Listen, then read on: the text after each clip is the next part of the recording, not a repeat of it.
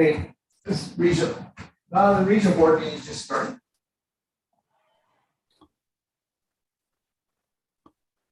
We'll ask everyone to mute.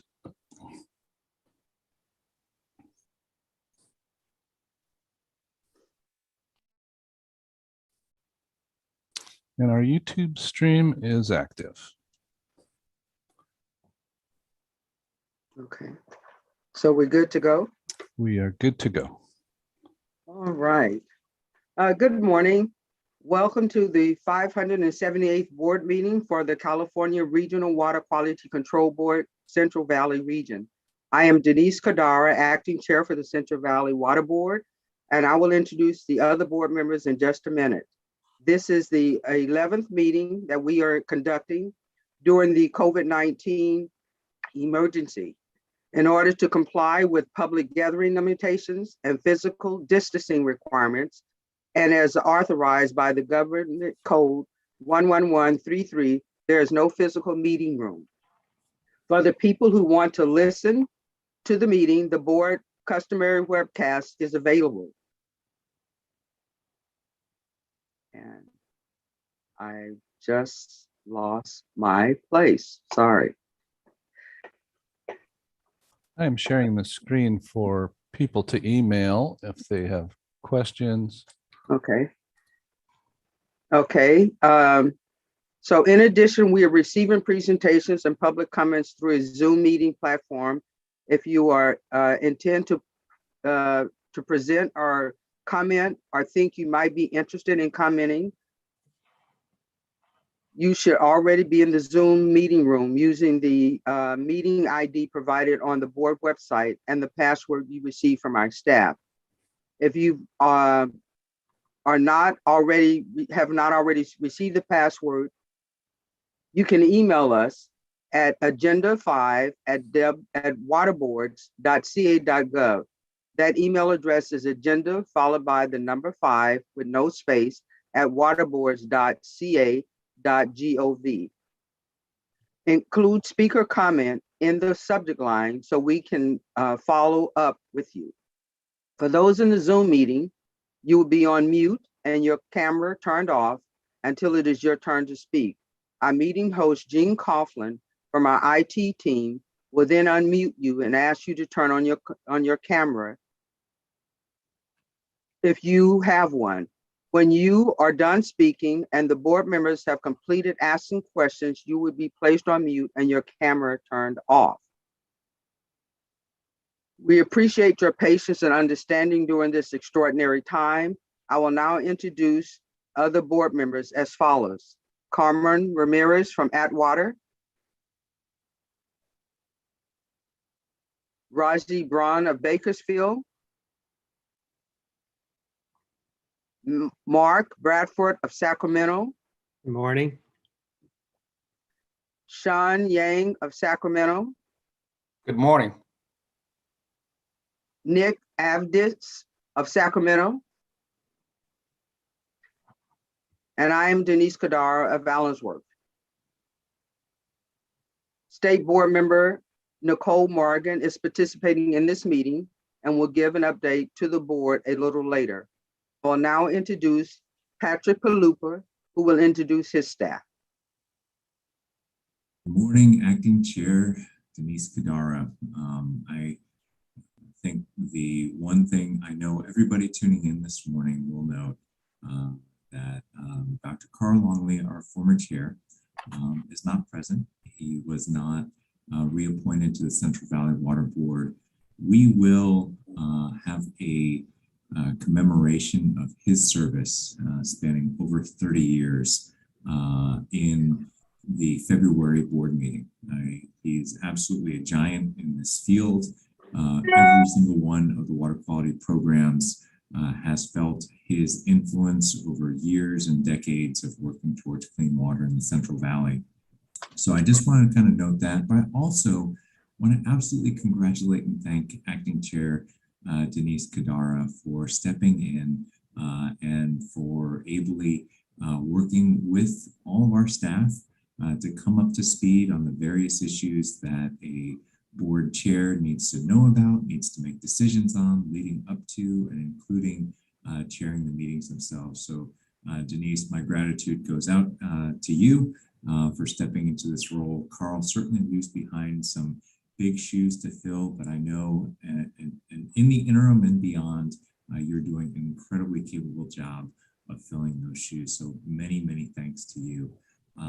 I see Board Member Yang, if you want to make a comment, sorry, go off mute. So if you want to make a comment before I go into the rest of the introductions, by all means. Oh, no, it's fine. Are you talking about comment? Did I make a signal that I was going to make a comment? Oh, I heard a sound coming from you, and that's. Oh, really? Oh, sorry. No, I didn't. Maybe. Okay, sorry if that was me. Yeah, sorry, Patrick. We will, but to introduce the staff, I know who Denise has been speaking with many of them. We've got all 4 of our assistant executive officers present on the video conference this morning. From north to south, we have Assistant Executive Officer Clint Snyder, who runs our Reading office. In the Rancho Cordova office is Assistant Executive Officer JJ Baum and Assistant Executive Officer Adam Labitz. And then from our Fresno office, Assistant Executive Officer Clay Rogers is present as well. I believe on the line, we also have Administrative Officer Kelly Garver. Helping out from the Office of Chief Counsel are our incredibly capable attorneys, Senior Counsel Jessica Yar, Senior Counsel now David Lancaster, Counsel Bailey Toft Dupuis, and Counsel Chris Moskal. So full complement of attorneys here today. Also helping out, as Sean has noted, Mindy Maxwell is working in the board's boardroom, which we hope we will all be able to join again, work in person very soon. Looks like February is the date for that. We also have our incredibly capable AV and IT teams, Bob Chow, Gene Coughlin, and helping out is Janelle as well. So huge team effort to get this up and running. Easier to introduce them and say hello when we're in person, but you know, the exigencies of the COVID-19 pandemic require us for one more meeting to be meeting virtually. With that, I will hand it back to you, Acting Chair Kadara. Thank you very much, Patrick. And the agenda item number 2 are board member communications. Are there any board members that have things they would like to report out today? Would you like to do Pledge of Allegiance? Oh, I'm so sorry. I skipped that. So Sean, will you lead us in the pledge? Okay, pledge. I pledge allegiance to the flag of the United States of America and to the republic for which it stands, one nation, under God, indivisible, with liberty and justice for all. Thank you, board member. You're welcome. Sean, so now we'll go to agenda item number 2 and for board member communications. Are there any board members that have communications that they would like to report about today? Hi, Denise. I filled in, I guess, and attended a field trip to evaluate the nexus between water quality and wildfires, and had a very interesting day touring Lake Oroville and the dam, from what we could see of it in the fog bank that was set in that day.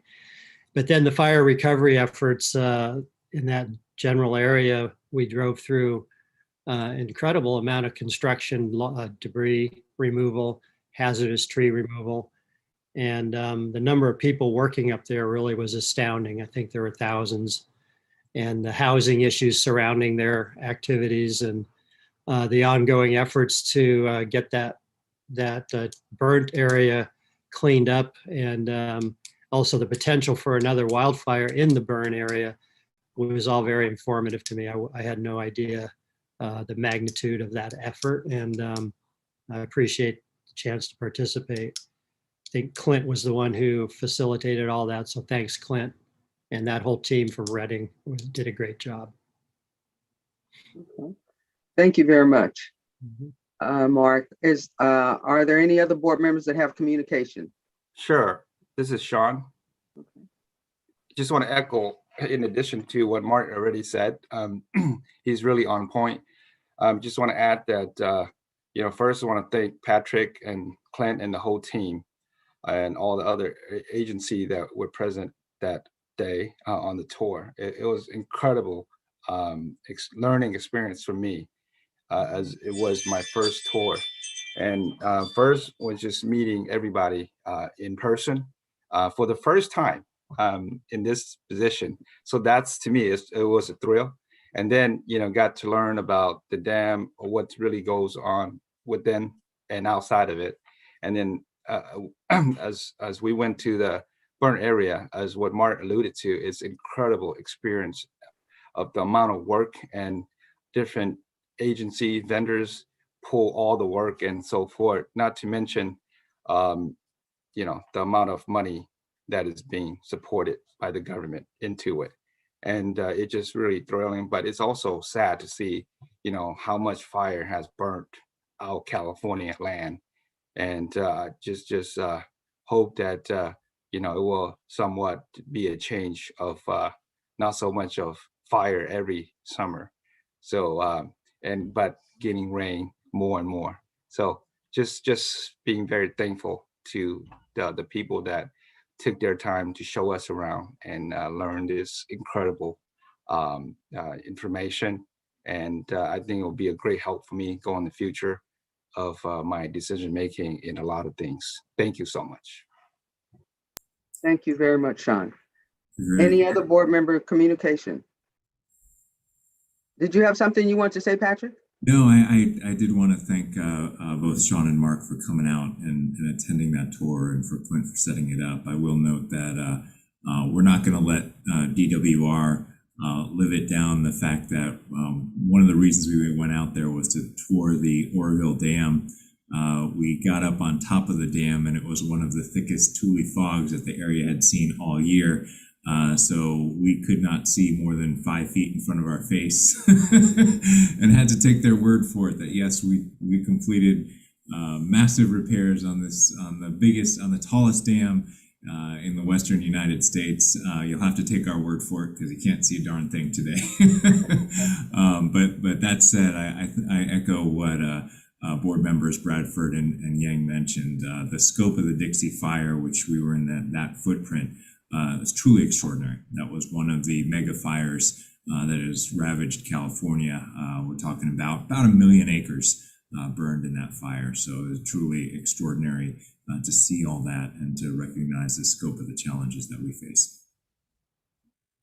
Thank you very much. Any other board member communications? Okay, if not, then I'll report. October 21st and 22nd, I attended the WQCC annual session. October 28th, I participated in the early action plan meeting with the state and our board, our staff and the environmental justice groups. November 12th, during our food distribution here in Allensworth, our monthly food distribution, we had Patricia Pullen from Ford Creek of the Tulare Subbasin come out. She was doing community outreach regarding testing of private wells, so it was good to see that come forth. That was something that I had suggested a while back, and they're pursuing it.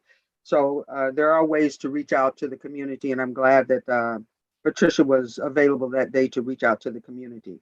November 19th, there was another early action plan meeting that I participated in. December 2nd, I met with State Board member Laurel Firestone and Patrick Palupa. We were discussing ways to seek funding sources to address capacity building for disadvantaged communities and educating them on how they can be more engaged in programs that we're doing. So December 3rd, I did the board briefing, and December 4th, I December 6th, I attended the WQCC chairs meeting. And also on that same day, I went to UC Berkeley to see the demonstration of the upgraded arsenic removal project that's being conducted by Dr. Gagill at the UC Berkeley lab field station. This was in Richmond. And from that point, the arsenic removal project will be coming to Allensworth, where they would do more field testing. So quite exciting opportunity for not just Allensworth, but for the state. This is the first testing that's been done of this type in the United States. And so we're thankful to UC Berkeley, Dr. Gagill, and the whole team that's working with this project. It's been moving full speed ahead since 2019 and very excited about it. And then lastly, I'd like to just give my thanks to the Honorable Dr. Carl Longley. He was a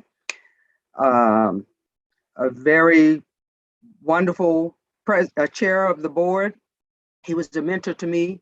He was an institution to this body, and big shoes to fill. But we will move on based on the precedent he set and the leadership he provided. And that's our desire for our board to continue to function in that capacity. We miss him tremendously already today. I'm not used to even thinking about doing what I'm doing, but we want to just acknowledge Dr. Carl Longley. And as Patrick mentioned, in February meeting, we will be doing recognition for him. So we'll move on to the next part if we have no more board discussions. Our next item on our agenda will be our state board representative, Nicole Morgan, to do her updates to the board. Good morning, Acting Chair Wdr and members of the board. I am happy to be here this morning to share a liaison report. As part of Governor Newsom's October 19th statewide drought proclamation, the state board has proposed a statewide emergency regulation to ban wasteful water practices. The board is likely to consider the regulations for adoption in January. Similar state mandate emergency prohibitions were in place during the last drought and have been made permanent by local authorities in some areas. Once in effect, the regulation will remain in place for a year. The regulation applies to all Californians, including water used by businesses and institutions. These regulations will enhance water conservation and drought awareness. If adopted, reports of violations can be made to local water agencies and to saveourwater.ca.gov. Indoor water use standards are being considered. On November 30th, DWR and the state board submitted a report to the legislature recommending a standard for indoor residential water use be adjusted to 47 gallons per person per day, starting in 2025, and to 42 gallons per person per day, beginning in 2030. Current standards for indoor residential water use are 52.5 in 2025 and 50 gallons per person per day in 2030. These current standards are significantly higher than current average water use, which is approximately 48 gallons per person per day. And the recommended standards will only go into effect if approved by the legislature and will enact it into law. The standards would not apply to individual customers, no specific limitation on people taking showers, doing laundry, and washing dishes on the same day. Instead, it applies to suppliers as part of a larger set of standards. Then on December 1st, DWR and the U.S. Bureau of Reclamation submitted a new temporary urgency change petition that modifies certain terms of the Central Valley Project and the State Water Project from February 1st through April 30th, 2022.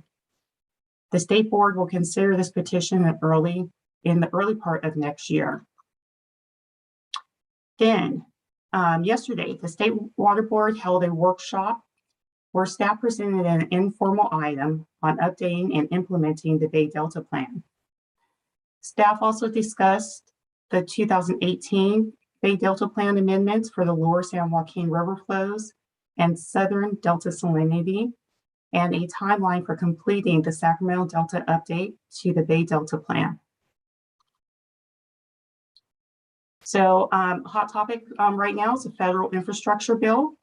On December 2nd, US EPA sent a letter to Governor Newsom discussing the federal water infrastructure funding coming to the state. US EPA encouraged targeting resources to disadvantaged communities, addressing lead contamination, and tackling forever chemicals. The state is waiting for US EPA to issue national program guidance and plans to roll out the funding as soon as possible. This year's historic $1.2 trillion bipartisan infrastructure investment and jobs act will bring an estimated $3.54 billion over a total of 5 years through the state revolving funds. Then in November, at the November 16th board meeting, the state board adopted the racial equity resolution. And a few regions also presented on their racial equity efforts. I would like to acknowledge and thank the region for supporting the effort to get us to this point. Lauren Hubbard, Denise Soria, and Rebecca Asami from the Fresno office, and Terrence Ahoda from the Sacramento office all participated in the Water Board's working group and contributed countless hours on top of their regular workload to help inform the state board's racial equity resolution. They will now be able to use this experience and information gained from the stakeholders throughout the state to work with the region to help move forward the region's racial equity resolution and work plan. So thank you all, and thank you for supporting their effort and supporting the state board and their effort to adopt this important resolution. So this includes my report. Please let me know if you have any questions, and always please feel free to reach out at any time with any questions. You're still muted, Denise. Thank you, State Board Member Nicole Morgan. And then I would like to ask any board members, are there any questions or comments you'd like to make to the presentation that was just given?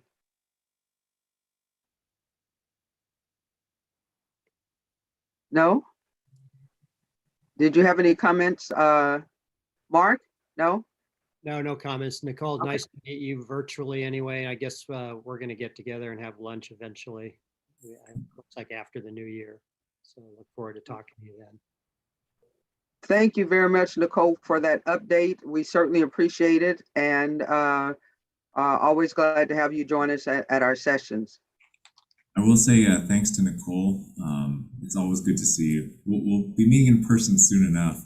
And thanks for the recognition for our racial equity members of our staff who are working on the working group. That, as you know, the racial equity resolution is a significant milestone for the state board. I think it's a significant milestone for Cal EPA and all of the boards. But there's a lot of work to be done, and that's probably the understatement of the century.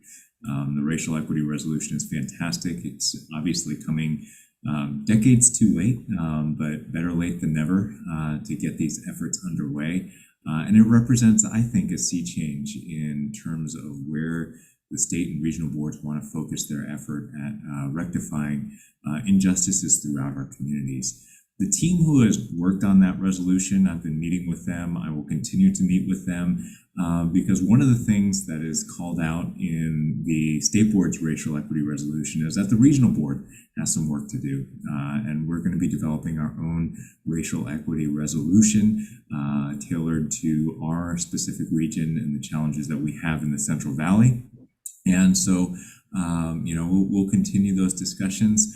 Those 4 members are going to be making a presentation to our all-staff meeting on Monday, discussing the racial equity resolution, their work, and importantly, what the next steps are, including the state board's action plan and our own racial equity resolution. So, Nicole, I know you were instrumental in kind of bringing this across the line. So my thanks go out to you, and it's always good to see you.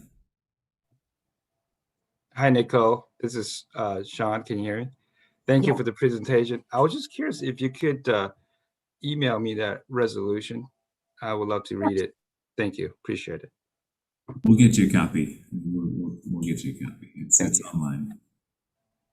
Yes, Board Member Nicole, I do appreciate the presentation and the work done on the racial equity, and to our staff that put a lot of time into that, and looking forward to meeting with them at some point in the very near future.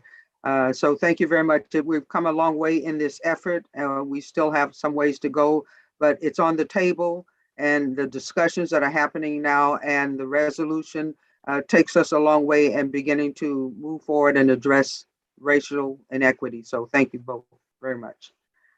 We'd now like to move forward to agenda item number 4, our public forum. Mindy, do we have anyone who submitted emails requesting to speak on any topics which are not on the agenda today? No, Acting Chair Kadara, we have not. Okay. All right, thank you very much.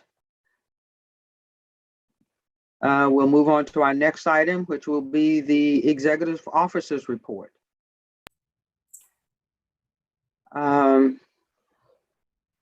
If any interested persons have submitted any emails requesting comments on the Executive Officer's Report, well, we'll let our Executive Officer do his report first.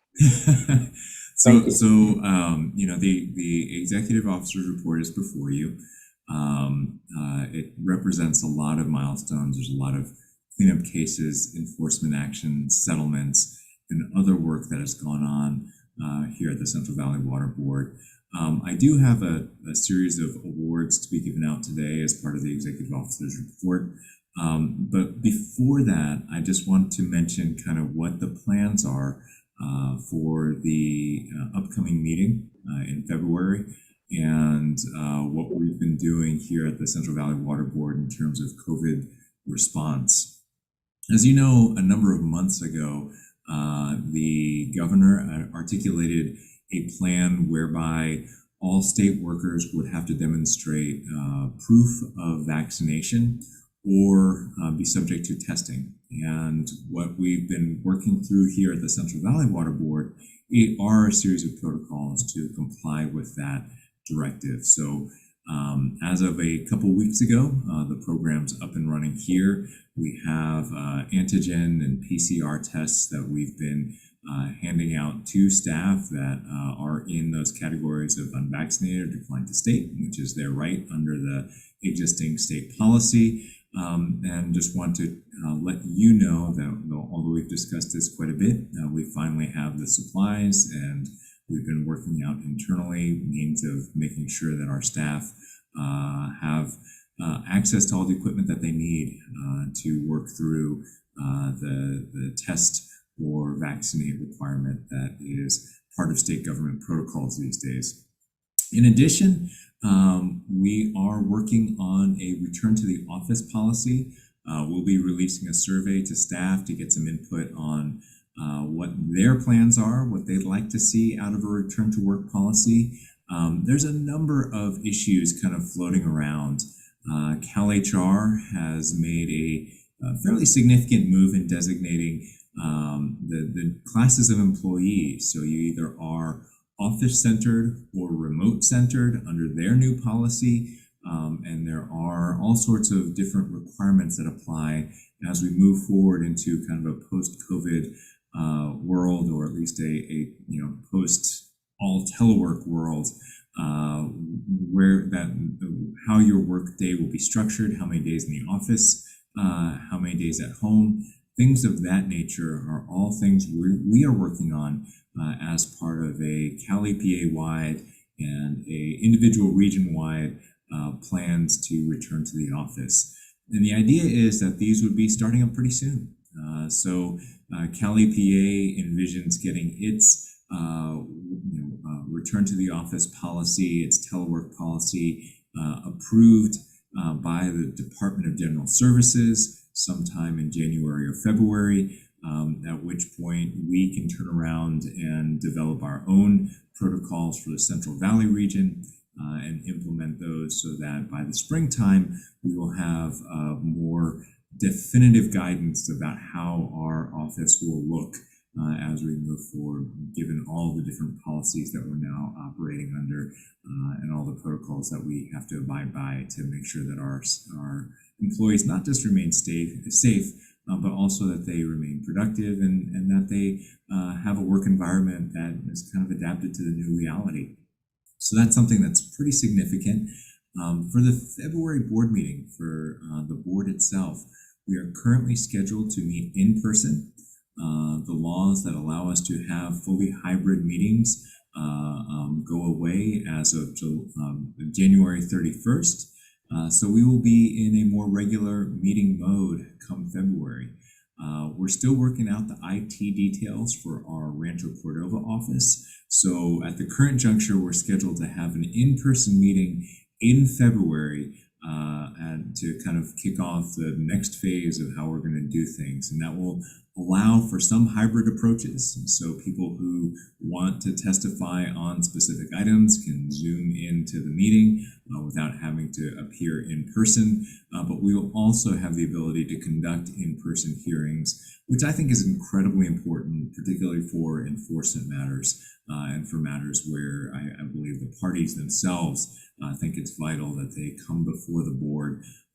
And certainly when we start with those meetings, those in-person meetings, we will abide by all this health and safety protocols that are relevant based off of the county guidance. So Sacramento County requires that when we are gathering in those type of meetings that we still have face masks and that those protocols are still followed. So that's the general update. If you have any questions about any material that's in the executive officer report itself, I'm more than happy to answer it. And after I answer any questions, we can go into the awards. Any questions for Patrick on the executive officer's report? Board member? Just a comment, Acting Chair Kadara. So Patrick, just wanted to extend a thank you. Always a good read on the executive officer's report. A lot of detail there, a lot of work going into the different programs you talked about, especially the COVID protocols, certainly, as well as other stuff. So I just wanted to recognize all the staff time that goes into it. It is appreciated on this end. Thank you. No, much appreciated. A lot of work does go into it. And I think one of the things, and you'll hear about this as well, we want to make sure that the executive officer's report stays relevant and that it stays useful to the board members, but also to the public. So I think one of the tasks that we'll be doing is looking internally to make sure that that EO report is readable and is really adapted to your needs. So I hope to have that conversation with you as we move forward into the new year. Thank you very much, Patrick. Yes, go ahead. Just want to say thank you to Patrick and his staff for all the work that you guys do. It's much appreciated, and I'm still looking forward to meet the rest of the staff since I met you already. But it was incredibly enjoying, just touring with you, and looking forward to meet the rest of the staff. Thank you. Okay, any other comments from board members? Yeah, Patrick, I this pandemic and all of the work that's behind that is not in your job description nor the AEOs or any of the staff, but you're doing a tremendous job and taking on the task of making sure that the staff and the public are safe, and all that you're doing to make things and prepare things for us to come back into the office and have our meetings in person in February. Definitely commend you and all the staff for your hard work in this effort. I appreciate that. I rest on the work of my team, really, and that includes Bob and Jean. The amount of work that they've been doing to make sure that the tech resources get into the hands of those who need it has been extraordinary. We're currently at the status, and this is something that I wouldn't have dreamed of a couple of years ago, but it's Bob and the team downtown made it a reality. Virtually every single one of our staffers that needs a state-issued laptop and needs VPN access has it at this point. So we've got the resources into the hands of people who need it. There are many kind of a lot of ordering, a lot of kind of a lot of mapping of hard drives and things like that, and a lot of IT support to get us to where we are today, and help from every single manager to figure out new ways of not just managing staff, but keeping them motivated while they're working at home is super, super important. Yeah. Thank you so much to you and all the staff. And if we have no more comments from the board members, then we'll let our executive officer do the acknowledgements to the outstanding staff we have. Absolutely. And I think most of them are on. If they're not on the Zoom channel, then they are on the YouTube, kind of watching this presentation. For starters, I want to give special thanks to something that the board was very, very involved in, and it's the Strategic Planning Committee. What we are handing out today is what's called a Sustained Superior Accomplishment Award. It is essentially the highest award that the Central Valley Water Board hands out. It is not just for accomplishments over a short period of time. This is a sustained achievement that has occurred over 2 years. So that's kind of the span at which we give out the Sustained Superior Accomplishment Award.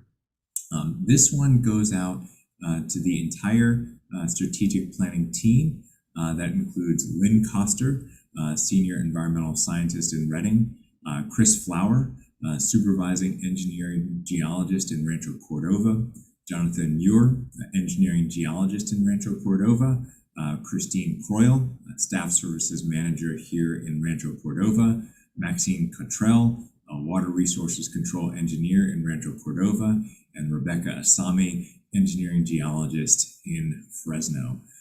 So without further ado, I want to talk about what they've actually accomplished in these past 2 years. And this is something I think Mark and Carl knew very well, and you all were exposed to this as well in the presentations that they've given to the board.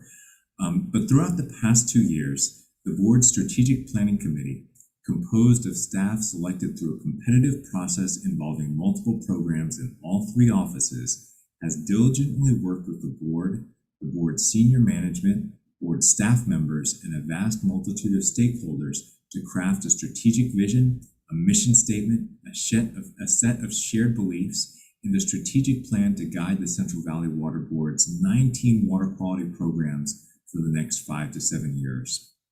The Strategic Planning Committee was able to pivot midway through the process to maintain progress on the development of a strategic plan despite the difficulties imposed by the COVID-19 pandemic.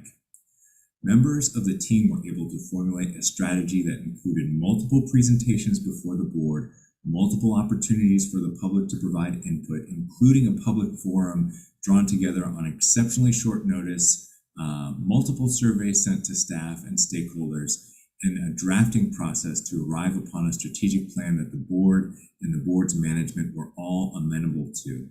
The congeniality and diligence of this team make them highly deserving of the award.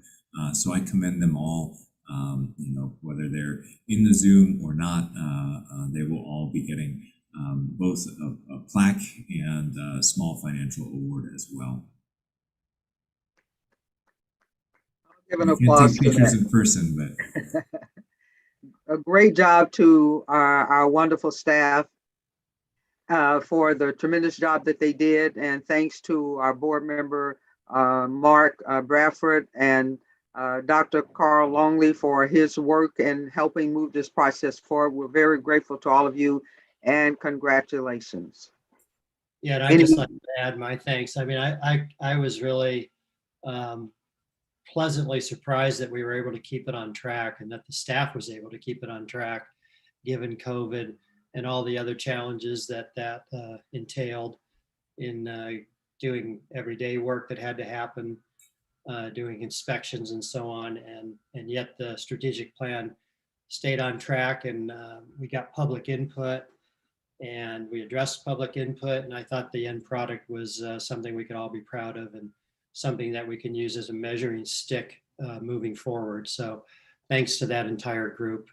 And thanks to you, Patrick, as well for shepherding them along and keeping it going. Absolutely. We're also kind of, you all have been mailed hard copies. If you haven't gotten them yet, I'll make sure you get them. One of the people who was also instrumental in putting together that hard copy was Holly, our webmaster. She did an incredible job putting together the graphics and formatting that thing so that it looked sharp. And I think that helps quite a bit in engagement. Professional appearance for those type of things is also super important. So thanks to Holly Martin as well. It was a readable document. I mean, it was very easy to read and understandable, and a tremendous amount of work. We're very pleased with the final product. So thanks, Patrick, to you and your team. Fantastic. And so I've got 3 more awards to give out. These are Superior Accomplishment Awards. They're handed out, and they will be handed out to individuals in all 3 of our offices. And so first is a Superior Accomplishment Award that will be handed out to Marisol Gonzalez, engineering geologist in the Reading office. Marisol is an engineering geologist within the Reading office's NPDES unit. Marisol joined this unit in September 2020 after transferring from the Cannabis Regulatory Program, where she had worked since she started with the Central Valley Water Board in June of 2017. While in the Cannabis Program, Marisol was known for being a top producer and completed many inspections and reports and helped plan other work regarding mapping and site selection. When the Cannabis Program went through a fiscal contraction, Marisol agreed to take on a new role and move to the NPDES unit. In the NPDES unit, Marisol quickly dove in and began learning the ins and outs of regulating surface water discharges under this program. Despite the limitations and challenges of learning a new program in a telework environment, Marisol completed training and took on challenging projects. She is currently working on an NPDES permit for one of the largest dischargers in the Reading office and is tackling its complex issues. Marisol fit in with her new teammates and brings a positive, ready-to-work attitude. She is proving herself to be a valuable addition to the unit and program, and her efforts are very much appreciated. So a lot of thanks go out to Marisol and her work, both in the cannabis unit and the NPDES unit. I'll also add she was helping as a liaison to the racial equity work group for the Reading office as well. So a lot of people take on different hats to adapt to the needs of the region. And so my thanks go out to Marisol for all of her work in all of those areas. Congratulations, Marisol. Right, next up is Katie Carpenter, an engineering geologist in the Fresno office, and someone who I worked with on a lot of permits back when I was in OCC, and just an incredible professional overall. Katie Carpenter is a tremendous asset to the Non-15 program in the Fresno office. Katie's attitude and work ethic, in addition to her in-depth technical knowledge and experience, allows her to take on some of the most challenging tasks that our office has encountered.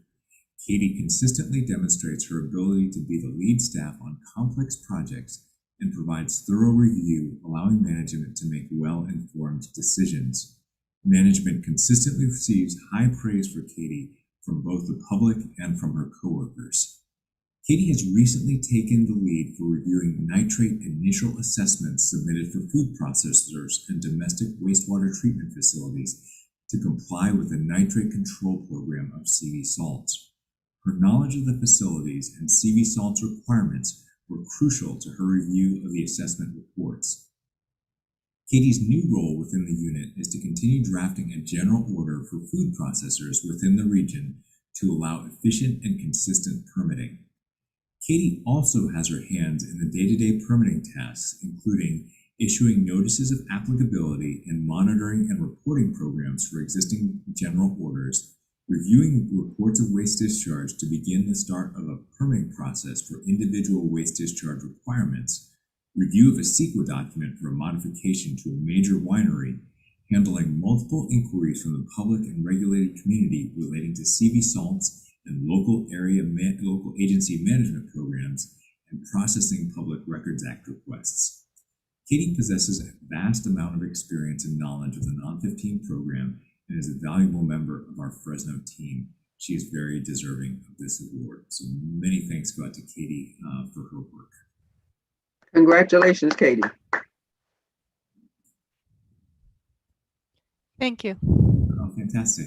Glad to see Katie was in the Zoom. All right. Is that it?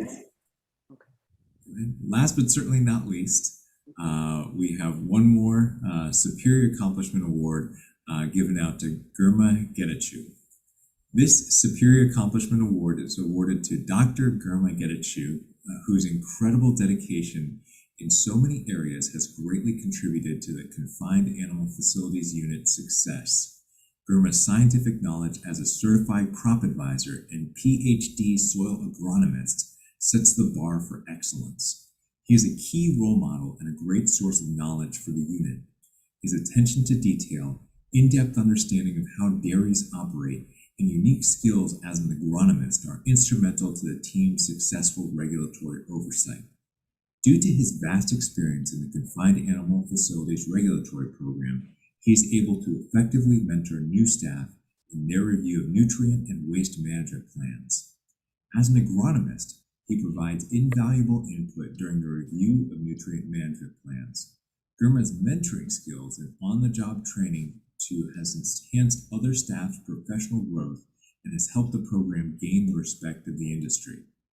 During facility inspections and investigations, Girma actively engages with dischargers who are sometimes resistant to complying with government regulations, yet he has developed a reputation for fairness and consistency.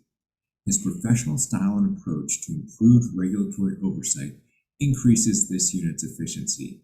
We are fortunate to have Girma working in the Confined Animal Facilities Unit, and he is well deserving of this reward. So congratulations, Girma, for receiving this award. Congratulations, Girma. Thank you very much, Patrick. Thank you. Thank you, everybody. Right. Yeah. Well, we wish we were in person to.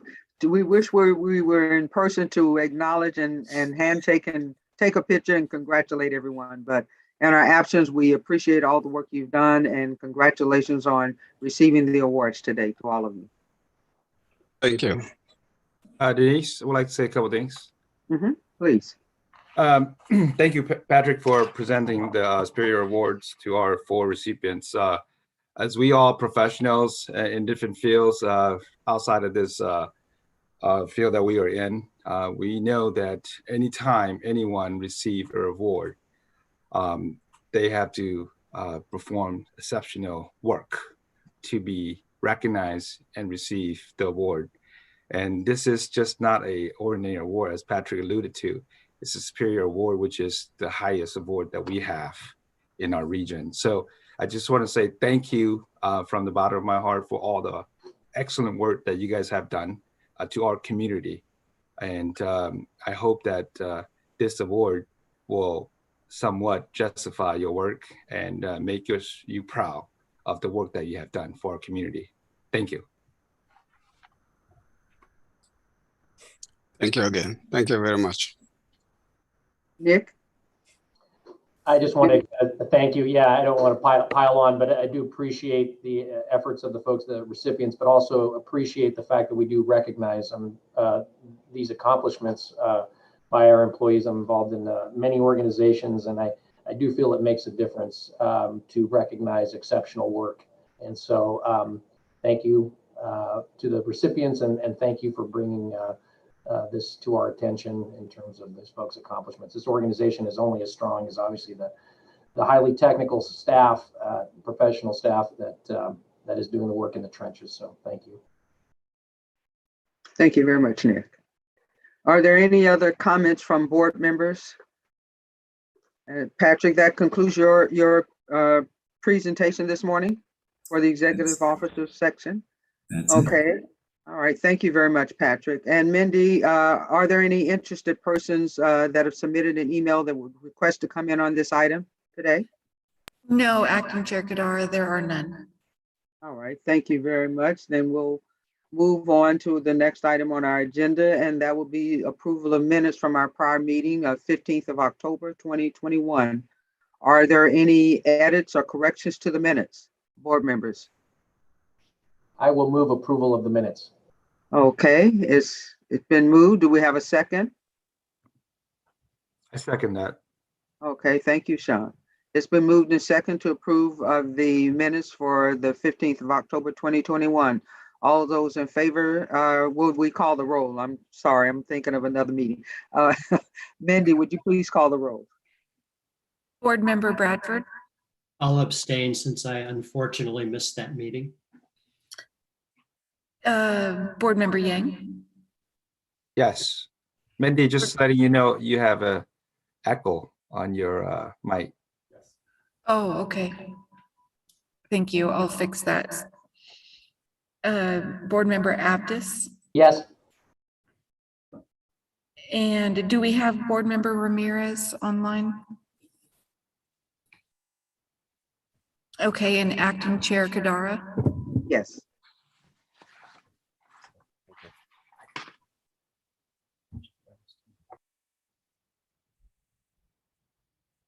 So that's all.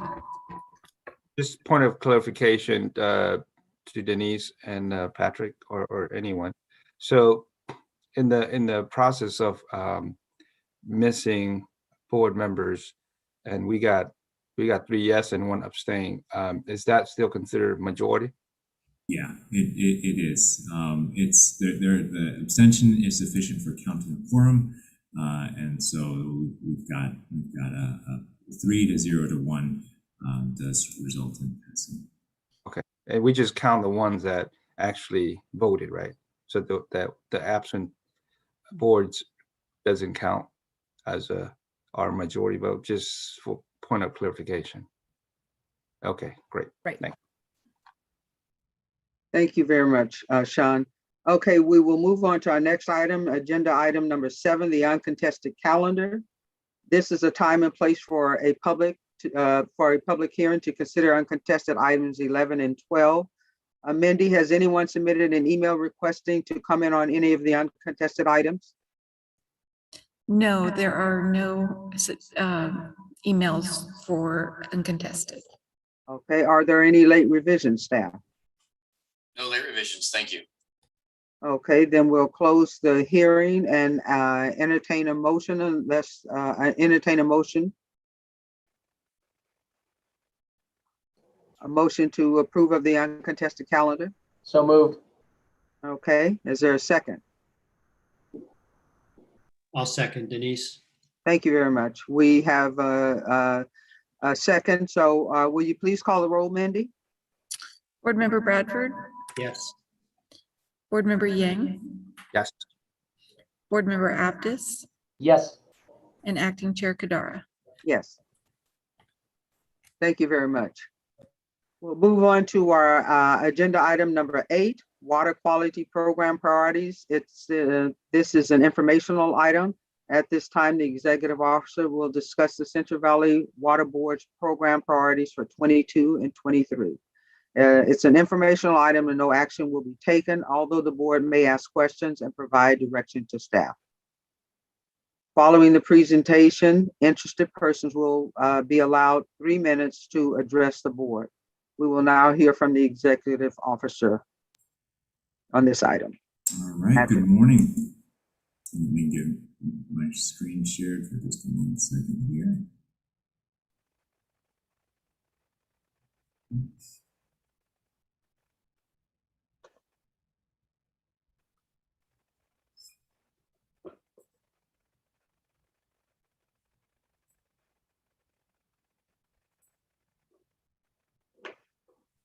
Anything I can help with? Let's see. I've got the host share screen here, so give me 1 second. All right, should be seeing it now. Yes. Satellite view of the Central Valley there. Can't zoom into your home like Google Maps, but it's close enough. All right. Acting Chair Kadara, members of the board, December is the time where we go through and we review all of the priorities across all of our 19 water quality programs. I'll briefly describe in this presentation the portfolio management process, essentially what stage of the process that we're in right now, why we're doing this exercise in front of you here in December. And then we'll run through the board's programs, and those are clustered into 5 general areas of permitting programs, planning, monitoring, assessment, administrative, special permitting programs, and enforcement and cleanup. So just to get some basics about portfolio management, I know many of you have heard about this before, but the newer board members, I want to get you oriented as to why we're here, what we're doing. Each water quality program, and there's 19 of them, develops an annual work plan. That annual work plan essentially states how staff time within that program is going to be spent over the next fiscal year. So this fiscal year, what we're talking about is July 1 through June 30th of 2022 into 2023. The persons responsible for developing those annual work plans are the program managers. Usually those are supervisors throughout all 3 offices, and the executive sponsors, the assistant executive officers, work with those program managers to make sure that there's an executive level review of what those annual work plans are.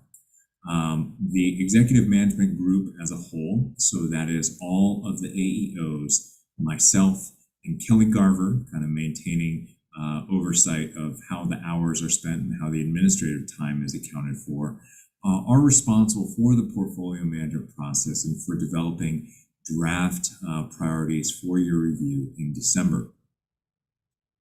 Moving right along, so this is where we are in the process.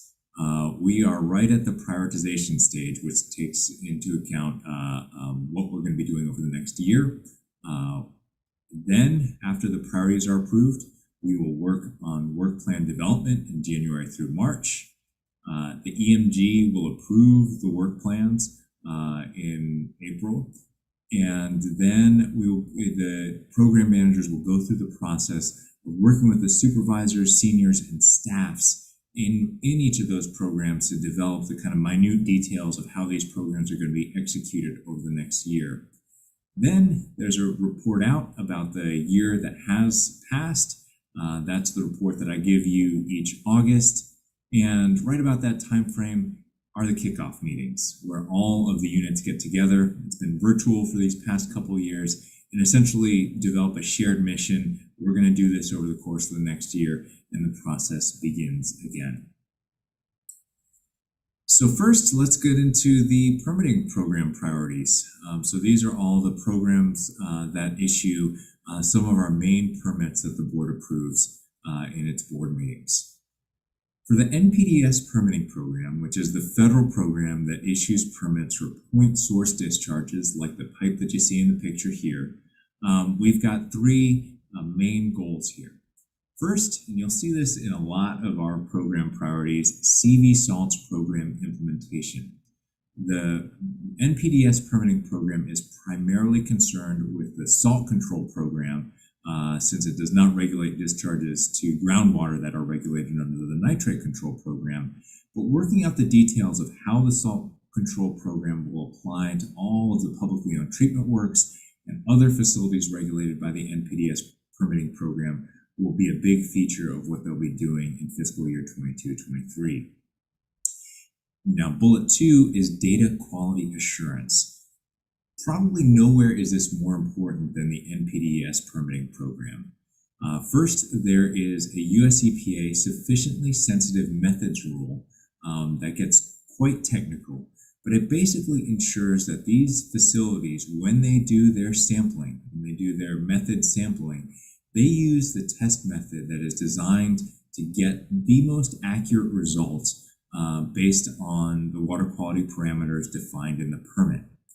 In addition, the NPDES permitting program is going to be conducting mid-permit reviews, which really helps us get better permits in front of the board and avoids any surprises. So essentially, each 5-year permit term, the permittee is required to do a full scan of all the constituents in its discharge to make sure that the next permit is sufficiently protective of water quality. What we've been doing in the past, and what kind of a lot of regulatory agencies still do, is you do that permit scan towards the end of your 5-year term. If there's a surprise there, if you discover a constituent that's out of whack, you're in a lot of trouble for your next permit cycle, because you therefore need to retest, you need to make sure that it wasn't a laboratory error, and possibly develop new permit limitations based on that high test result. Our permitting program here moved that back to the middle of the permit term. So now they do their full permit scan, you take a look at all the monitoring data that's been collected thus far, and if there's any errors or inconsistencies, you have time. You've got like a year and a half under which you can resample, make sure that that actually is an accurate result, and that helps keep the permit development process on track. We are one of the few regions that consistently meets US EPA's benchmark for having its permits issued on time. We're incredibly proud of that, and this is one of the tools that we have in our toolbox that helps keep that permit reapproval cycle just clicking on as it's supposed to. And lastly, efficiency, consistency, and quality is really becoming a benchmark, not just of this program, but of a couple of our water quality permitting programs.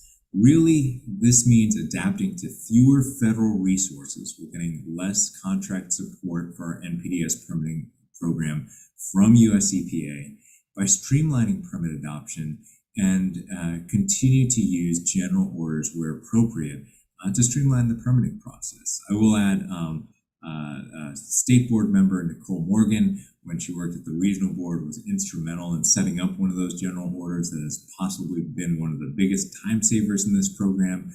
But we're looking at renewing that, which is a pretty big undertaking, to make sure that we maintain that streamlined process moving forward.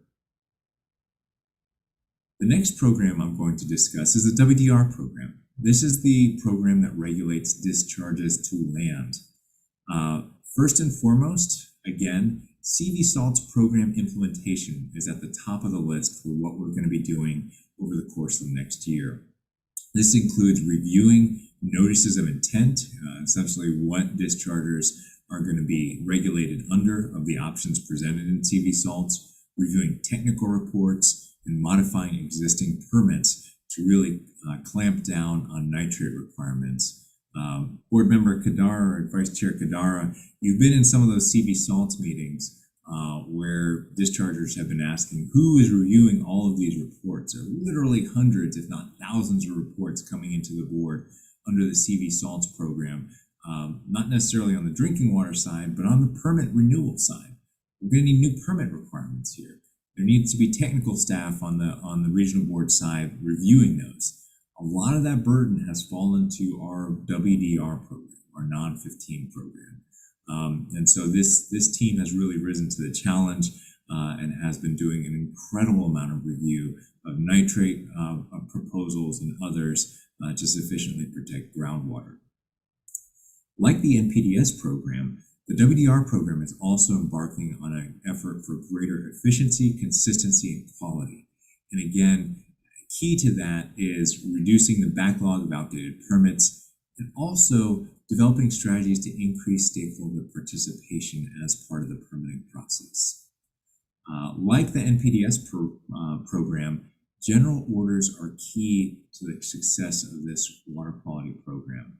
We have currently 3 general orders under development under the WDR program. Those include mid-sized wastewater treatment plants, a general order for nut and seed drying operations, and a general order for food processors. Getting those adopted in fiscal year 22-23 would be a huge achievement and would really streamline and make much more efficient our water quality program regulation of those type of facilities. Next up is statewide permit development. There are a number of statewide efforts underway. Board Chair Kadara, do you have something? Give that a minute. From recent history, the winery general order was a huge achievement by the State Water Board. Our staff, in particular our WDR program staff, were instrumental in providing input to those facilities that were regulated by that order in the Central Valley. This is another slide of the scope of facilities that are regulated by the WDR program. This is just a clarifier from a wastewater treatment plant that's a relatively small wastewater treatment plant to a facility like this, which is a huge log deck and processing facility. The WDR program regulates some of those ponds on that facility to make sure that there are not impacts to water quality. A cool picture with, I think that's Shasta out there in the background. For our water quality certifications program, we've got 5 or 6 main priorities for the upcoming year. 4 of them are here, and a couple more on the next slide. The first and foremost is timely issuance of water quality certifications. The regulations that apply to the water quality certifications program are very aggressive. You have very short timeframes to review these permit applications under federal regulations, and that really means that you have to be super efficient about how you prioritize permit review and how you provide comments on permit applications. Next up is targeted inspections and enforcement. We have increased our inspection targets within the water quality certifications program, partially in response to a statewide audit that says we need to do more in terms of enforcement within this program. And we're trying to deploy greater resources towards enforcement in the water quality certifications program. The water quality certifications program staff is also working on the statewide order for utility wildfire because a lot of that could have water quality impacts to surface waters that would fall within the water quality certifications program. Next up, Caltrans Streamlining. Caltrans has a huge workload. As you know, they increased some of the fees that fund Caltrans work. There are literally tens of thousands of culverts that will be replaced under that program. Nearly all of those culvert replacements may interact with surface waters and fall under the purview of the water quality certifications program. So we had a statewide effort called AB 1282 to form a work group to streamline some of those Caltrans project approvals. And the water quality certifications program was key at participating in that process. A couple more. Probably there's no area in which we've seen the law changes in the past couple of years that have affected the program more than the water quality certifications program. Many of you have heard from me about changes to the federal regulations that pertain to water quality certification issuance. There is also the Waters of the U.S. rule, which has whipsawed back and forth between the Obama rule, the Trump rule. Now there is a public draft of the Biden rule. There are multiple Supreme Court cases that are ambiguous. There is a new statewide dredge and fill procedures. And lastly, there's a huge general order under development for habitat restoration projects. All of these are pretty significant legal changes to this program. So adapting to these changes in coordination with the other regional boards is a priority for fiscal year 22-23. And lastly, staff training and development is super key within this program. In addition to new regulations, we've got a lot of new staff in this program. And we also have a new program manager. I think you've heard from her, Lynn Coster. So there's a lot of new staff, new regulations, new program manager. That means that we have to sometimes pause and invest time in staff development within this water quality program. And just for your reference, this picture here, I believe this is Lake Oroville, but I could be mistaken. But this is one of the water quality certification program projects, kind of an emergency project brought about by the drought. If you can see, that ramp is going right to dry land because the lake level has fallen so dramatically due to the exceptional drought conditions that are out there. It's the water quality certification program that has to issue those emergency water quality certifications to allow the construction and extension of that ramp. So even issues like drought factor in pretty prominently in the water quality certifications. Next up is the Stormwater Program. So we've got three main areas within the Stormwater Program: the municipal, construction, and industrial. For the municipal general program, the big challenge on the horizon is to develop a new permit for consideration in fall of 2022. We have a region-wide municipal general MS4 permit for a municipal separate storm sewer system. That has been really effective and really useful for our region. Of course, it has to be renewed because it is a federal permit every 5 years. That will be the main challenge for the municipal component of the stormwater program. For construction and Caltrans, the main deal is enforcement. Get out there, get into the field, see whether construction facilities, Caltrans, are employing best management practices to make sure that our waterways are protected. We've set a fairly ambitious target of 385 construction stormwater field inspections, and a heck of a lot of those happen during the rainy part of the season. So that's a big one on the horizon for the stormwater program. And lastly, industrial permit enforcement is key to the industrial program. We have to identify cases, pursue action, and one of the new kind of features that we've been toying with and are working to integrate into fiscal year 22-23 is now growth of both our strategic plan and of the racial equity resolution that happened down at the State Board. Perhaps use Cal EnviroScreen, which is a fantastic tool that is developed by Cal EPA in coordination with OEHA and the other boards, departments, and organizations, that helps us gauge the environmental burdens placed on specific communities throughout the Central Valley and throughout the state. Now, a lot of the worst environmental burdens happen to be in communities of color. Using Cal EnviroScreen as a prioritization tool will help us both meet our obligations under our strategic plan and under the future obligations under the racial equity resolution at the state. So I'll pause here before jumping into the planning, monitoring, and assessment programs to see if there's any questions about the permitting program priorities. I have a question on the MS4 permitting effort. Can we expect substantive changes to the MS4 permit requirements for obviously the jurisdictions that applies to in this upcoming effort? You know, the biggest thing that will be added will be some of the trash requirements. The current version of the MS4 general order, the big thing was low impact development. Including that, I think a lot of the municipalities throughout the region are totally on board with that. There was a lot of work to make sure that we got those terms just right. But our municipal permit was adopted, our general order was adopted before the statewide trash regulations kicked in. And so there's been pressure, and rightly so, coming from environmental groups to say that the next round has to include those specific targets for full capture or full capture alternative within that MS4 general order. So that's probably going to be one of the biggest challenges. And it's partially a challenge because the statewide trash regulations don't have a means of measuring how you get to zero trash, right?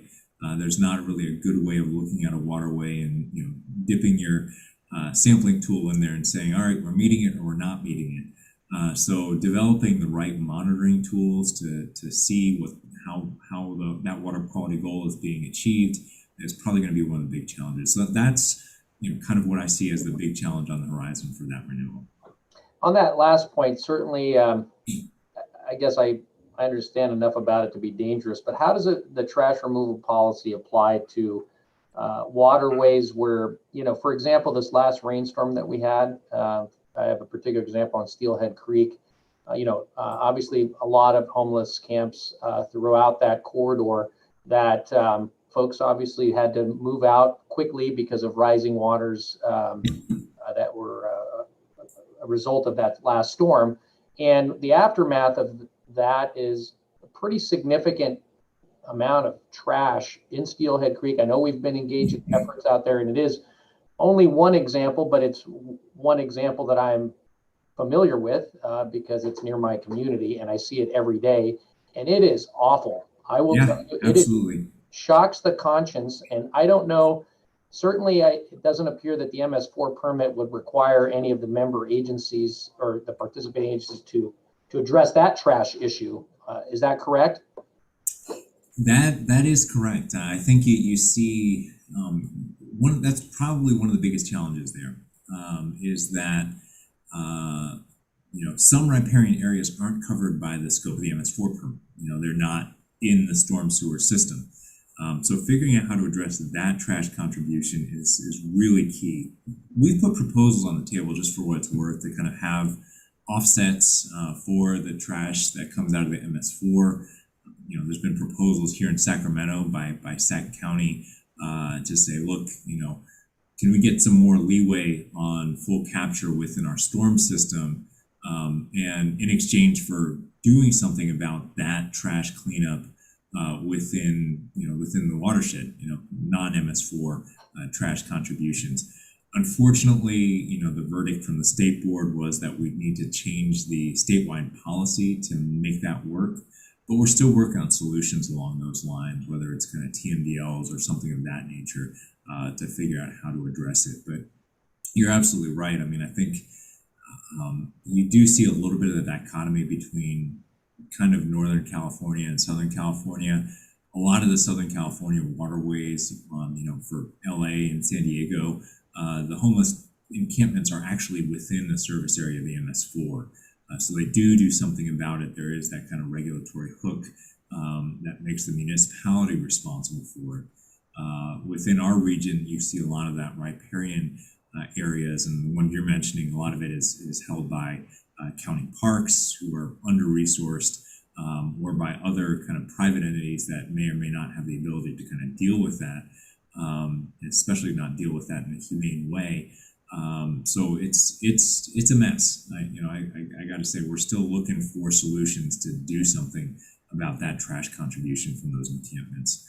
I mean, the big answer is build housing, kind of, but in the interim, before we get those people housed, and we kind of adapt to the reality that people will live there,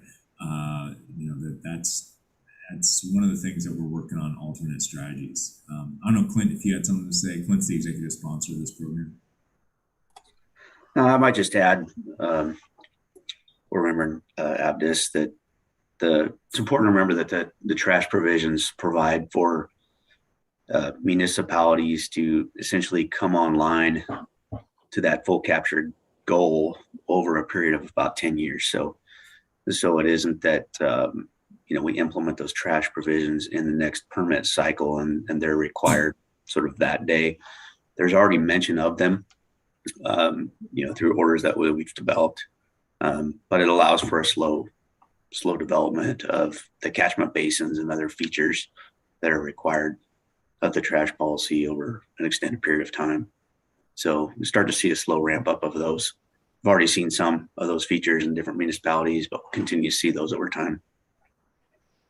I appreciate that. And one comment, Patrick, to kind of key in on what you said about more housing. I know on the low impact development side of things, again, I'm not steeped in the particulars of the MS4 permit, but the way I understand it, it leaves a lot of discretion to the permittees as to how to implement that. And I know, at least in the Sacramento region, there seems to be some disparate implementation of LID requirements, which in some jurisdictions is causing a choke point on, at least my understanding is that in delivering housing units. So I don't know, as part of this effort, providing an opportunity, I don't know if jurisdictions are asking for guidance on implementation and whether we're providing it, but there does seem to be an opportunity there to move the needle, at least as it relates to housing production.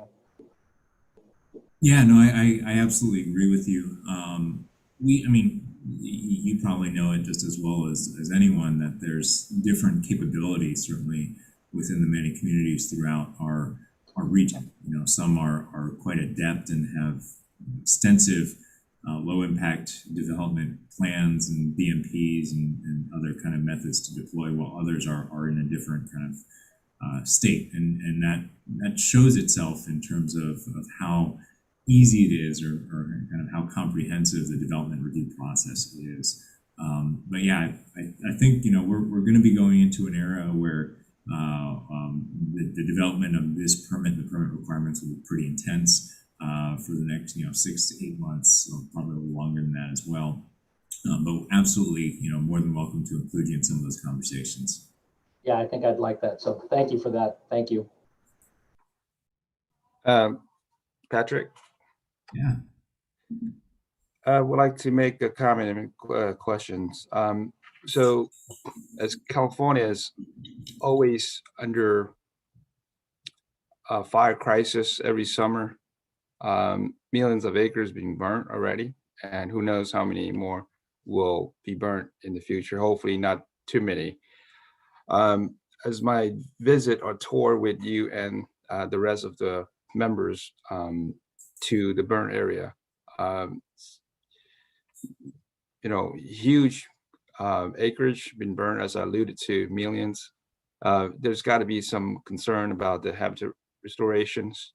And I wonder, because of the different administrations from the Obama, Trump, and then Biden now, what do we have in place, and what does it look like going forward to restore restoration of the habitat? Yeah, so I think a lot of that will be discussed a little bit later in the presentation, because although it was mentioned a little bit in the water quality certification. So one of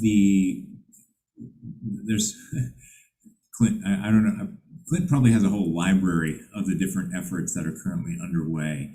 For the water quality certification program, which we just talked about, there is the utility maintenance corridor. So essentially there's a new permitting process, a new obligation for entities like PG&E to go in there and maintain their service lines, both to make sure that they're reliable, but also to prevent forest fires, right? And so when they go in there and they do that work, sometimes it involves, heavy machinery driving in there. Sometimes it involves aerial spraying of pesticides. Sometimes it involves, other types of heavy construction work. So there's a utility corridor permit that's essentially being developed by State Water Board that needs to have water quality protections built in, but also not impede progress in kind of doing that type of work. So that falls under the water quality certifications program. Our forest management program is shouldering a lot of the burden in terms of other types of programs. Those include the vegetative treatment plan that the Natural Resources Agency has developed. Natural Resources, kind of where CAL FIRE is, DWR kind of plays a role in that. And they were both kind of up there, and when we toured. There are also massive programs underway as part of the Forest Resiliency Action Plan, and again, additional efforts being undertaken by federal and state partners throughout California. But it does hit our region particularly hard. We've got a lot of the forested land in the state of California within Region 5. And so, but most of that work is being accomplished and being shepherded through under the Forest Activities Program, which really, another one of those water quality programs that has changed dramatically in the last 5 to 7 years in response to the wildfire crisis that we've been seeing. Clint also happens to be the executive sponsor for that program, so I'll let him comment a little bit there too. Clint gets the easy assignments. Right? I don't know that I have too much to add. I think Patrick covered it pretty well. I will just say that as part of the Governor's Wildfire and Resilience Action Plan, 2 strategies are required to be developed. One is state lands restoration strategy, and the other is a federal lands restoration strategy. Also, along with Senate Bill 456, which was recently adopted or passed, that bill also requires CNRA and CAL FIRE to develop an implementation plan that is due in January of 2022. So there, in addition to what Patrick mentioned, there's a lot of requirements underway, strategic development underway to try to address a lot of the concerns I think you raised there, Board Member Yang. Thank you, guys. One follow-up question pertaining clean water in those areas. I gotta assume there's massive of burned debris that goes into the water that the animal drinks. So what have we done and what are we doing? Can you give an example so that I have a clear understanding of what we actually do to keep those water clean if we are doing that? Yeah, I mean, I think the unfortunate answer is there's not a whole lot we can do. There are, when resources become available, we can do kind of targeted restoration work. And so after the campfire, there was a number of efforts that went underway. We got some funding, worked with resource conservation districts to essentially have them help out and prevent some sediment discharges to sensitive salmon habitat, right? So they put straw bales down, they put straw wattles down, silt fences to keep that burned stuff out of the waterway and to protect sensitive drinking water sources and to protect sensitive habitat areas. But if you look at multiple 1 million acre fires, you can't treat all of that. The answer really is, just to be blunt, the answer is really more proactive management of the wildland that we have, so the fire burns less severe. Those include kind of vegetative management. I think you heard a little bit about that at the tour. You thin the forests, you restore a natural fire regime. One component is you learn from indigenous peoples what their fire management and fire suppression practices were generations ago that seemed to work pretty well than the current fire regime. And you get those tools in place. You deputize a whole lot more burn masters, and you get some insurance requirements in place. And then you control the vegetation so the fires aren't as bad when they burn through the next go around. And I think that's that's a long-term answer, because there's no way we can treat a 1 million acre fire after a 1 million acre fire. It's just it would be you'd be chasing something that would be kind of constantly creating problems. So that's the big picture answer. It's pretty sobering, but I think that's what we have to do as a state to kind of take on that challenge. Thank you, gentlemen. Appreciate it. Right. Any other questions from board members? Okay, Patrick, you want to continue? I will jump back right in. Are you seeing the presentation again? Yes. We are, yes. Fantastic. All right, next up is the Planning, Monitoring, and Assessment Program priorities. And first of these is the Basin Planning Program. So the Basin Planning Program is actually where CV Salts lives too. So these requirements are kind of in addition to all the stuff I'll be talking about in the next slide with respect to CV salts. But for the Basin Planning Program, some of the other core work that the Basin Planning Program does is the integrated report is one of the big things. Integrated report is essentially our scorecard for how well we're doing with respect to water quality in many of our water bodies throughout the Central Valley. So we are going to support the region-wide integrated report, and state streamlining efforts are currently underway, essentially to automate a lot of the data that goes into the integrated report and to deliver kind of the results in a very clear, concise, and readable way to the public, to the state board, and ultimately to US EPA, who's really responsible for the integrated report for the state of California. TMDLs are a major feature of the Basin Planning Program. The big ones that we've been working on are mercury, pesticides, and nutrient TMDLs. And all of those TMDLs here in the state of California have to come with control programs. And again, this is something that I call out very often when talking to colleagues in other states. They can adopt a TMDL, and it's easy because they don't actually have to say how they're going to do it. Here in California, we have to have a control program that specifies, so you've got a TMDL, total maximum daily load under the Federal Clean Water Act, how you're going to rectify a water quality impairment. Here in California, you have to have a control program that tells everybody how you're going to meet that ultimate requirement at the end of the day. Also within our Basin Planning Program is a responsibility for the Delta Strategic Plan.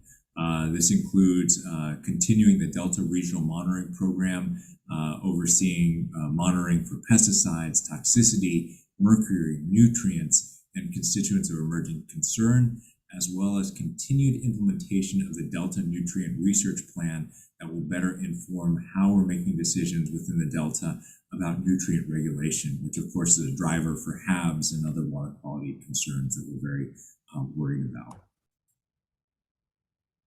Next up is CV salts. The big stuff that we've been doing with respect to CV salts, Acting Chair Kadara, you've been involved in many of these meetings. Continued support for implementation of the salt and nitrate control programs. This includes massive mailing efforts, tracking and answering questions from all the other water quality programs about how to implement CV salts. We also include compliance and enforcement implementation support from the core CV salts team. And this really is a focus on ensuring that the requirements of the salt and nitrate control programs are being met by all the dischargers throughout our valley. We're going to go after folks who have submitted inadequate responses to the salt control program, to the nitrate control program, those people that aren't providing replacement drinking water. That's really kind of the next iteration of where we're going with this CV salts program. And lastly, stakeholder coordination and outreach is such a fundamental part of what we're doing with respect to CV salts.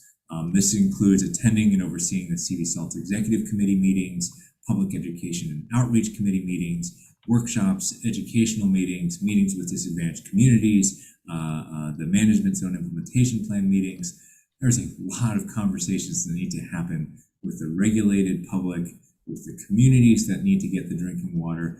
In the CV salts program, they are constantly jumping from Zoom meeting to in-person meeting to try and make sure that everybody understands the requirements and understands the potential benefits of this program, at least as they pertain to drinking water. Next up is SWAMP, which is the Surface Water Ambient Monitoring Program. Now, there's a lot of little programs that SWAMP works with. There's 6 that I'll call out here, 3 on this slide, 3 on the next. First, support for Delta monitoring efforts. We contribute funds to Delta Regional Monitoring Programs efforts. We also help them through statewide lab contracts that offer fish tissue analysis, toxicity analysis, and chemistry analysis. There is something that is, I think, is incredibly cool that the SWAMP unit does. It does what's called Summer Recreational Beneficial Use Assessments. So it goes out to streams, swimming holes throughout the region to take account particularly of fecal pollution used by E. coli as an indicator, and then post those online for the public to take a look at. We see a huge spike around the big holidays. We do our E. coli sampling. We provide the results to the public. We track who's following the tweets and who's following the web page, especially those GIS sites that we post up on the web page. And we see huge hits: Memorial Day, July 4th, Labor Day, because people want to know, is my local swimming hole polluted before I go and take my picnic out there and enjoy the waterways. There's been a special attention focused on the Lower American River. So we are going to be continuing to investigate elevated fecal indicator bacteria levels in an area of the Lower American River. That's the Jabome Street Bridge right there, right north of downtown Sacramento, an area that is a prime recreational area. One of the really nice features of the city of Sacramento, but it's got high fecal indicator bacteria. Now, some of the preliminary results for our Lower American River studies are showing that a lot of that bacteria is due to foul. So a lot of geese signatures out there. But we're also concerned and looking for water quality impacts due to dogs and to humans as well. So we're looking for all sorts of DNA markers that could potentially track the source of bacterial contamination within this portion of the river. Next up, we work in coordination with the Department of Water Resources, their Northern District, to monitor water quality trends throughout the Sacramento watershed. They do a lot of kind of source water and watershed monitoring. I think about 55 monitoring locations within the Sacramento watershed. Swamp works to make sure that all that data is collected. We have a freshwater harmful algal bloom and biostimulatory monitoring program within the swamp program.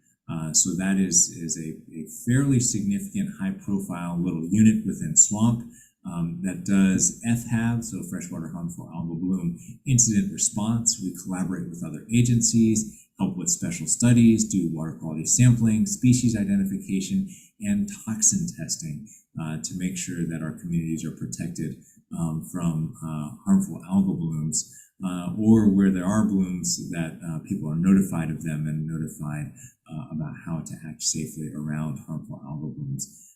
It's a big issue. It's a big issue here in Sacramento. It's a big issue here in Stockton. I think the Central Valley, because we've got waterways that warm up, waterways that are impacted by nutrients. That's kind of the recipe for harmful algal blooms. So we're tracking that very closely. Thankfully, we've got a little bit more resources from the legislature to continue doing work in that area. And lastly, Swamp is responsible for maintaining a lot of data, and they are working to improve the process of submitting surface water quality data to what's called CEDN, the California Environmental Data Exchange Network, which is really the database that we pull from to do our integrated reports. Next up is the Nonpoint Source Program. This is a program that really functions to help out with the Section 19H grant program, which provides federal funds to implement non-point source control activities. We're going to continue to utilize these funds primarily for the implementation of priority TMDLs. And we're going to be implementing, under this program, we implement what is called the Nps Five-Year Plan. The 5-year plan calls out the focus areas of sea salts, wildfire response, harmful algal blooms, agriculture, and water quality impacts due to homelessness. And these pictures actually are from one of the projects that was funded under the Nonpoint Source Program. It's from the Battle Creek Watershed, which is working on a water quality watershed-based plan. That's Battle Creek's confluence with the Sacramento River. We saw some fire impacts within that watershed. This is Battle Creek itself. And this is a diversion dam that's part of the Battle Creek watershed. Also have some habitat restoration projects right around that area. Really doing good work with relatively little funds to make sure that we have these kind of innovative solutions for Battle Creek. And I'll do a pause there for the planning program. If anybody has any comments before we jump into the administrative program. All right, I will move right along. So the administrative program is kind of a unique program. Kelly Garver is the program manager. She reports directly to me. So I'm the executive sponsor of this program. And we kind of work through a coordinated response for all the administrative efforts across all 3 offices. This upcoming fiscal year, the main things that the administrative program wants to do as kind of priority projects, in addition to all the regular work that they do, is to develop tools and resources to support staff in the following areas. For state hiring and recruitment, there's a huge, complicated process to get hired on as a state employee, and our administrative support unit is really the go-to resource for help with that. When a hiring manager says, I've got a vacancy, I got to fill it with some competent staff, what do I do? Kelly Garver, her team really rise to the occasion, and that's what they help that process through. Also, the Administrative Support Program is key to our Public Records Act requests and record retention policy. Looks like the statewide record retention policy will be changing for the boards for the better. We've got a kind of outdated policy right now that still mentions things like microfiche, reel-to-reel audio. We don't do that anymore. We're in the kind of YouTube, Zoom streaming age. So there's a major effort underway to adapt to the new way that we keep records. Implementation of that records retention policy will fall partially on the administrative program. We're also planning on conducting an administrative support survey within the administrative program to kind of help the program managers and staff articulate their needs and have those needs met by the administrative program, basically adjusting to priority projects and milestones. We'll be working through issues related to COVID-19, really trying to help everybody across the board do their work efficiently, consistently, and in a quality manner. Lastly, administrative program is working on enhancing and improving administrative support for personnel reporting, ADA, Americans with Disability Act, compliance, web accessibility, and again, data management in the California Integrated Water Quality System. And a lot of the staff that we have here that provide administrative support, they do the ins and outs of the paperwork, but their job duty is more expansive than that. They, we have a team in the administrative program that actually works with very complex databases to help ensure that there are appropriate data management protocols being implemented to get accurate information into these databases so that we can see what we're doing in a very comprehensive manner. If there's no questions with the administrative program, I'll launch into our special permitting programs. First up is the Irrigated Lands Regulatory Program. So we've got 6 priority areas here, 3 on this slide, 3 on the next. The big one is drinking water well monitoring. This is an outgrowth of the East San Joaquin Water Quality Petition and Precedential Order. We are going to be prioritizing notifications to users of impacted wells and working on integrating this ILRP requirement with the nitrate control program. So we'll have unified databases of drinking water wells that are impacted by nitrates, the data being collected both under irrigated lands and under the management zone implementation plans. Irrigated Lands Regulatory Program is probably one of the first programs that actually adopted the CV salts requirements into permits. So both the nitrate and salt control programs have been incorporated into the ILRP coalition-based general orders. So in the next fiscal year, that's going to be a focus of implementing those requirements. Groundwater protection targets, you've heard a lot about that over the past year or so. We envision making a presentation to the board during fiscal year 22-23 after those targets are developed. That's really what the agricultural lands have to do to essentially comply with the nitrogen requirements in our basin plan. 3 other kind of priority projects. Strategic engagement with socially disadvantaged growers is a big deal. We have a lot of small growers that are from socially disadvantaged communities. We are working with the UC Extension Small Farms Advisor on enhanced outreach.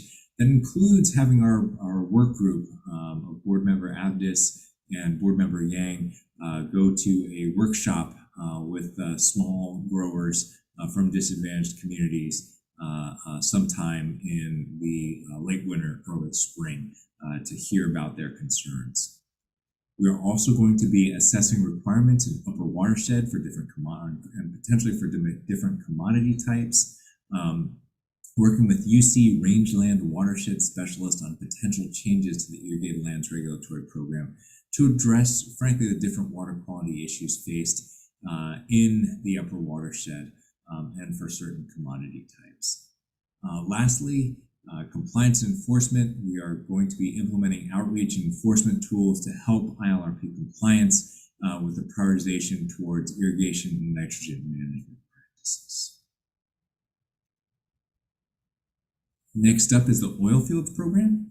The big things on the horizon for the oil fields program is really to continue enrolling facilities operating under outdated permits into the new general orders, bringing a lot of these oil facilities into the modern era of regulatory oversight.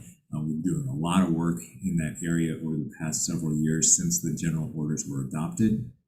We are planning on continuing to provide oversight for the closures of closed or decommissioned wastewater ponds. There's a lot of people within the oil industry that have worked very hard to essentially end practices that are a bit antiquated, closing down some of the wastewater ponds, switching to more innovative techniques of disposing of oil field wastewater.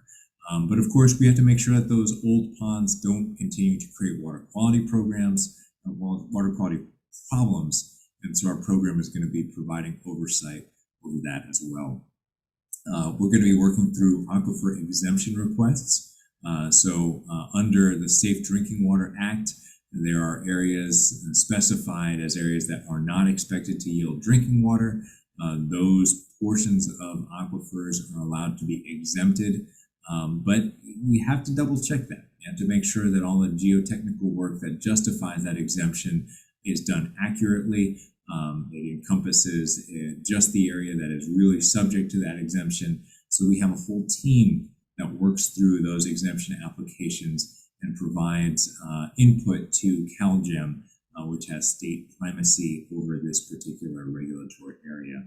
And lastly, we have a lot of people within the oil fields program that conduct review of well stimulation projects. That includes fracking, that includes steam injection projects, which are a little more common than fracking in the Central Valley, and ensure that those projects are protective of water quality under the requirements of SB 4, which really changed the whole regulatory landscape for those type of projects here in California. The land disposal program, these are the priorities for the land disposal program. One is to revise high priority WDRs. Basically, this is the landfill program. I'll take a look at the threat to water quality, whether compliance and enforcement concerns are present at a facility, and whether the financial assurances, which is kind of the cash reserves or the other financial mechanism to take care of closure and post-closure, are adequate, and then revise those WDRs accordingly. The land disposal program has a lot of new staff in it, a lot of really smart folks that are relatively new to the water boards. That means that the managers within the land disposal program have a task of working on cross-unit and cross-program collaboration, perhaps more so than other water quality programs. So they've developed internal workshops to enhance collaboration and coordination, with a focus really on effective techniques to address challenging, reoccurring programmatic issues within the region. Again, a big deal for our water quality program here is to take on those really tough issues and find solutions, and then to propagate those solutions throughout staff so they can understand how, what our regulatory approach is. CV Salt's implementation also touches the land disposal program. Composting facilities all fall within the land disposal program. Some of those are subject to the nitrate control program and the salt control program, others are not. It really depends on whether you have a composting facility that is airtight or not. There are some composting activities that happen on permeable surfaces, others that happen on impermeable surfaces. If there's no discharge to groundwater from the composting operation, they're in good shape. Otherwise, they'd be participating in one of the options that CV Salt lays out for the facility. And lastly, the program manager for the land disposal program is working on updating the program manual to describe additional outreach to disadvantaged communities within our region. If there's going to be a project for a landfill modification that could potentially affect a disadvantaged community, the program manual will be updated to enhance outreach and engagement opportunities for that community. And we'll also include some references to the State Water Board's racial equity resolution as they work on that project. Next up is the Confined Animals Program. Again, CV Salts is central to this particular program. That includes, making sure that facilities in prioritized areas work on reducing nitrate loading and providing drinking water to affected residents. We also have some of the experts within the Confined Animal Facilities Program working on reviewing those early action plans. So they're involved not just in the strict dairy regulation, but also in some of the other aspects of CV salts that involve getting drinking water to disadvantaged communities whose wells are impacted. Enforcement is a big part of the Confined Animal Facilities Program. We are prioritizing dairies with significant compliance issues and addressing ponds that are completed in groundwater, which is a pretty major regulatory effort. We're also tracking the Dairy General Order revision. This, as you likely know, the State Water Board has taken up our dairy program on appeal. They are conducting a thorough review of the requirements of the dairy program. Will likely issue a precedential order that will affect the dairy program, and we will have to adapt to that and essentially revise our dairy general order based on whatever the state board tells us to do. And lastly, there are a lot of dairy digester projects being proposed in the Central Valley. The Water Board's role is to review the design and construction of these dairy digester projects, which almost always involve upgrading ponds and making sure that they're aligned as those projects get approved and financed. Now the Mines Program. The Mines Program has a couple of very kind of cool, innovative proposals that are part of it. I think a lot of it is tracking and prioritization. I hope one day that the state of California sees fit to allocate a lot more resources to the Mines Program, because some of our more intractable water quality programs are due to California's legacy of abandoned mines. But nonetheless, our water quality program, the Mines Program, works basically on a shoestring budget to characterize risks posed by abandoned mines and also regulate operating or closed mines within the region. We are going to be developing or continuing to develop a long-term management strategy for abandoned mine sites. We have ranked many sites according to a threat prioritization scheme. That scheme was partially an outgrowth of the very dramatic spill in Colorado that caused a lot of state agencies, particularly in the West, to reassess how they were evaluating the threat potentially posed by abandoned mines. We're going to be reviewing financial assurance mechanisms for operating mines and for closed mines to ensure appropriate financial assurances are in place to cover closure and post-closure activities at those facilities. And we're going to be assessing sites on the mine tracking list. So we have a mine tracking list that basically contains the board's assessment of many of the big mines that potentially pose a threat to water quality. There's a few sites that have not yet been evaluated. We're going to get out there and categorize those sites, the last few of those sites in fiscal year 22-23. And lastly, I'll propose kind of some of the key sites that we'll be focusing on fiscal year 22-23. Rising Star, you've heard about this mine complex before. This is the one where we have a remedial trust in place. The trust is running out of money, and we developed a strategy that we proposed to the board, I believe it was in last October, talking about what we're going to be doing with the remaining trust assets to stabilize that site as best we can, understanding that we're not going to be able to get to full closure of that site and those historic, 100-plus-year-old mines with the remaining trust resources. Idaho, Maryland, there's a proposal in place for a mine site in Grass Valley. It is both employing some fairly innovative techniques to address water quality concerns, but has also attracted some opposition from local community groups.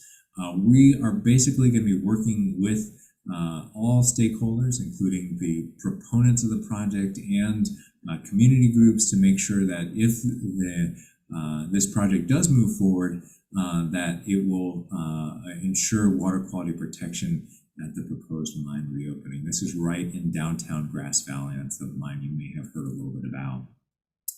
Iron Mountain Mine is probably one of the biggest Superfund sites within our region. We are going to be updating a memorandum of understanding and developing a mixing model of Keswick Reservoir to assess impacts from some of the surface water bodies due to the operation of some of the remedial measures at the mine site. At Mount Diablo, a very prominent mine, a former mercury mine that you can kind of see as you drive towards the Bay Area. That's that big mountain that you see on the horizon. Also was heavily mined for various periods of time. Going to be overseeing remedial measures, some of the remedial measures being put into place by State Parks, which owns a slice of that facility. Sulphur Bank Mine, which is a US EPA Superfund site adjacent to Clear Lake. We are working with tribal groups, working with US EPA as they try and develop a remedial alternative for Sulphur Bank. So it's a Superfund site. They figure out a way to clean the mine site, and then at some point in time, they hand it over to the local authorities, that's us, to make sure that those remedial measures are in place. So we have a very vested interest in making sure that that's done appropriately. The tribes are also very, very invested in this. You've heard from Clear Lake Tribal Group before, and they are taking a very hard look at all the proposals from the US EPA about what's going to be done about that particular mine site. And lastly, at Walker Mine, we're going to continue to oversee some cleanup and abatement efforts undertaken by the primary responsible party, Arco and Betsy. Next up is the Cannabis Program. Kind of three main areas here. Enrollment is key to kind of continuing the success of this program. As you know, several years ago, there was a huge contraction in the Cannabis Program statewide. The legislature pulled back some general funds that were being used to kind of bolster the Cannabis Program. In some sense, taking the training wheels off and letting us kind of self-fund that program. I've talked with you at length in the past about the limitations of that program, the fact that there are very few permissive counties in the Central Valley that we can collect funds from to regulate appropriately. But in those counties, it's really important that all the cannabis sites that are growing are enrolled in our program, paying fees to conduct the oversight that needs to happen. Because if these sites aren't done right, they can pose some very significant water quality problems. Second, there's an enforcement of illegal cultivation. This is throughout the region, targeted enforcement in response to complaints and referrals in priority watersheds. So there's a lot of cannabis cultivation that's being done illegally within our region. We know it, and we will work with local law enforcement to try and make sure that those issues are addressed as well. And lastly, particularly due to the fact that there is a contraction in this program, efficiency is even more important. So the program manager is working on creating efficiencies, improving workflow to reduce the backlog of cases. We're really on top of it with this water quality program. Applications come in, the sites get evaluated and processed very, very quickly, but we're working on making that even more efficient, consistent with the 2020 Executive Oversight Committee and their recommendations. And I will say Clint was very instrumental in shepherding that Executive Oversight Committee through the process and coming up with some very strong recommendations. And that was done in collaboration with the other regions and with the Office of Enforcement. And Sean, I told you I'd mention it, Forest Activities Program. Forest Activities Program has a lot of things that it's doing. Many of those are relatively new requirements. One is to provide compliance oversight for utility companies. As we saw in that tour, when we went up and viewed some of the restoration work that was happening, I know we were on that little hillside and you heard the chainsaw buzzing all around you. A lot of that work is being performed by utility companies engaged in vegetation management and post-fire emergency restoration work. So we're also going to be tracking development of the statewide permit for utility corridor work. But essentially, it's up to the utilities to make sure that they, where they can, bury their lines, make sure that their infrastructure does not spark additional big wildfires. And so there's a lot of work. Many of it involves felling trees and doing emergency work to make sure that their infrastructure is safe. There are significant reporting requirements under AB 1492 and Senate Bill 456. Annual reports to the legislature are being required under those programs, or those statutes. And that water boards are one of the agencies that are required to contribute to those reports. And as you know, post-fire response falls very heavily on the Forest Activities Program. So we coordinate and oversee hazard tree removal projects in burn areas. Those folks also get out there to interface with DTSC and CalRecycle as they work on some of the hazard mitigation in burn areas. Next up, we are also developing a very significant federal Nonpoint source permit.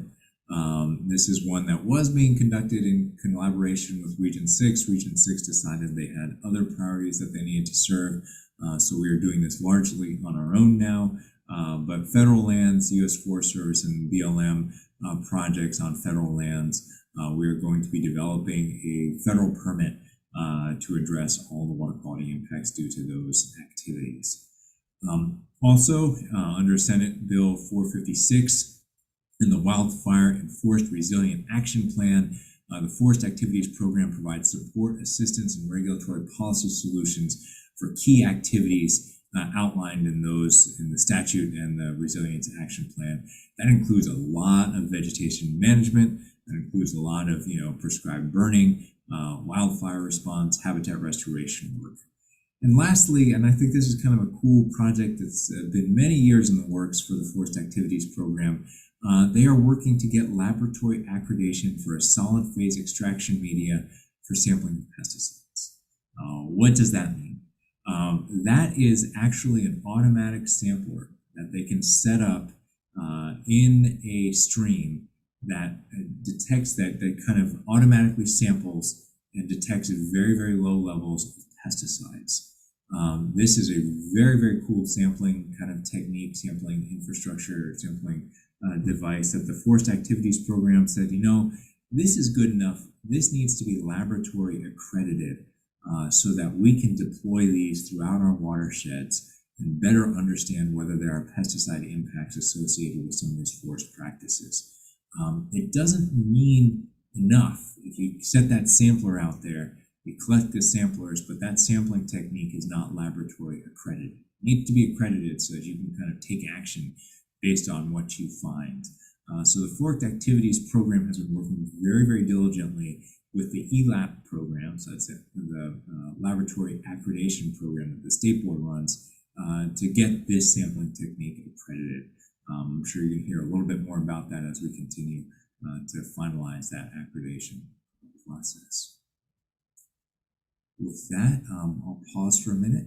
Special permitting programs cover a lot of ground. Are there any questions or comments on those priorities? Any questions from from board members on any of the topics we've heard so far from our executive officer? Yeah, Patrick, you might be getting to this, I see, on the enforcement program, but I'm curious. I looked over the executive officer report and I saw the number of inspections were down a bit, if I read that correctly. And I'm wondering, is that just a result of the challenges related to the pandemic? And is that anticipated to improve in the coming year? I will say, and I think you're looking at the quarter by quarter numbers. Yeah. We're going to be working on a way to essentially tell you that story a little better, because the distribution of inspections is not level. There, especially for some of the compliance enforcement inspections, the bulk of them happen when it starts raining. And so the numbers are always really, really depressed right around this time of year. It looks like we're not doing anything. We're gearing up for inspection season, basically, is what some of those look like. The big area deficiency, and we're working on this, was the major NPDES wastewater inspections. We're working on bumping those back up. But compliance enforcement inspections, I think the numbers that you're looking at, those look low after the first quarter, basically because a lot of the inspections happen during the winter, during quarters 2, 3, and then you kind of regroup. Varies via program area, but that's probably the biggest answer for that. It's come up in years past. We're working with Carrie to try and tell that story a little better. Maybe where we are on the curve, where we are kind of relative to past performance, as opposed to just a percentage. Looking for that 25% just doesn't quite tell the whole story. And NPDES major facility inspections are going to be bumped up in 22-23. That was one area where US EPA, State Water Board was concerned that you may have been to some of these facilities, you go into some of these facilities, there are parts of that infrastructure that are enclosed. The wastewater is often aerosolized, so there was a worry that COVID-19, the particles were up in the air within those buildings, posing, I won't say an extreme risk, but a higher than average risk to our inspectors. So we shut that down for a little while we got some answers. It looks like, with appropriate PPE, personal protective equipment, those inspections have resumed. But that was if you look at last year's performance, that was probably the area where we could have done a little better, but there's a big explanation for that, for why we wanted to make sure that we weren't exposing our staff unnecessarily. Yeah, that makes sense. Okay, thank you. I'll move forward. These are the last kind of 3 areas. Compliance and enforcement program. So one of the things I think we've tasked Carrie with doing, and JJ as well, is working to better integrate our permitting programs with the compliance and enforcement program. This means that we are having a lot more meetings between the compliance folks and the permitting folks. In many program areas, what we do is we adopt the permit, the board adopts the permit, and then the permitting team essentially hands off the baton to the compliance and enforcement unit. They review the monitoring and reporting requirements. And in times past, we've had differences of interpretation between the permitting team and the enforcement team. It kind of leads to a train wreck when the baton is handed off. So Carrie and JJ in particular, but throughout the region, we've been doing this. We've been really engaging and making sure that everybody's on the same page about what the permits mean, what they need to include, what the terms mean. A huge effort largely happening behind the scenes, so not something that you or dischargers would necessarily know about. But it's really much, much better that we have everybody on the same page when the permit's issued. So we don't get into a situation where we issue the permit, the discharger then immediately gets a notice of violation and comes into our office and says, hey, wait a second, we thought we were all good. We worked out all these details with the permitting team, and now you, compliance and enforcement, have a different view of what those requirements were, what gives. We're really working on making sure that process really makes sure that the expectations are crystal clear at the front end as soon as the permit's issued. CV salts, again, a reoccurring theme. Enforcement of CV salts is a priority in fiscal year 22-23 for the compliance and enforcement program. This includes issuing notices of deficiency, notices of violation, and development of enforceable permit language. In addition, we'll also be looking at enrollment enforcement for those facilities that are skirting their obligations under existing permitting programs. Environmental justice coordination is also a big feature of what we're going to be doing with the compliance and enforcement program. And a lot of that involves collaboration. So very often we are not the people that are aware of some of the on-the-ground concerns from environmental justice communities. So it may be the county that's hearing from them. It may be DWR that's hearing from them. We don't want to be put in a situation where we're crafting our objectives or our priorities without taking that into account, regardless of who is hearing those concerns. So we're partnering with local municipalities, we're partnering with DWR, we're partnering with other entities to make sure that communities that lack a lot of resources in many areas don't have to make their enforcement pitch 1, 2, 3, 4, 5 times, that they can tell DWR what their concerns are, and that the agencies, the state agencies, or local agencies can work amongst themselves to resolve that problem without putting additional burdens on them to say, sorry, you called the wrong phone number, it's somebody else. We'll get to it when you kind of put this together in the right format. A lot of that work has to occur within the state agencies and between the state agencies. So that's something that the Compliance Enforcement Program is taking very seriously. And lastly, this is something else that's totally behind the scenes, but is super, super important under the theory of if you can't count it, you can't regulate it, you can't kind of assess it. Business rules. Business rules are really, really important. So how we count a notice of violation, how we count a 13267 order, how we count a verbal notice to a discharger actually matters a lot when it gets entered into these databases. And when we're talking about thousands and thousands of interactions between our compliance and enforcement and permitting staff with dischargers. So if we kind of don't have very clear business rules about how that notice of violation is to be counted, we can get inaccurate results. We can kind of think that we're doing something well when we're not, or the reverse can be true too. We could be thinking, hey, we're not doing something good enough. We're not getting out in the field good enough. But when it comes down to it, maybe we're just not counting it right. Maybe we're not counting those interactions appropriately. So Carrie's team is very, very focused on figuring out how to make those business rules transparent and easily understandable to all the folks within their team, and most importantly, that they're adopted and consistently used, whether you're an inspector in Fresno or whether you're a manager in Reading, that you know exactly what those numbers mean when you go back and evaluate what the program's been doing.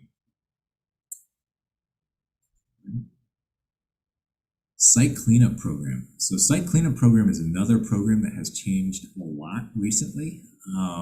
We've been looking at emerging contaminants in a way that we have not been looking at before. As you know, PFOS, 1,2,3-TCP are contaminants that have been used for decades, but they are really just emerging into the water quality vision.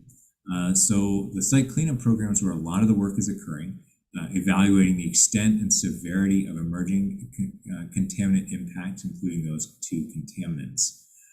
We're also looking at how to effectively utilize the site cleanup subaccount program. There's kind of reserve funds that the state has available in case there really, really, really isn't anybody to clean up a very urgent water quality concern. There's no viable responsible party, no dollars anywhere else but to do this. So we are going to be looking at sources and regional groundwater plumes that could potentially qualify for those expanded SCAP resources, with a particular eye to groundwater pollution that has affected disadvantaged or underserved communities. We're also going to coordinate groundwater impacts using some of the new tools that are at our disposal. So GIS has just completely changed the game when it comes to prioritizing projects within the site cleanup program. And that those tools really help us better understand interrelated contamination problems. You might have a PCE contamination site, UST site, another a permit, all issued in the same area. Understanding how those potential plumes overlap and interface with each other, and how the community should be informed of potential water quality issues, is something that I think is being aided tremendously by the new tools that we have at our disposal. And thankfully, we've got a lot of very, very sharp people within the site cleanup program that know how to utilize those tools in a very effective manner.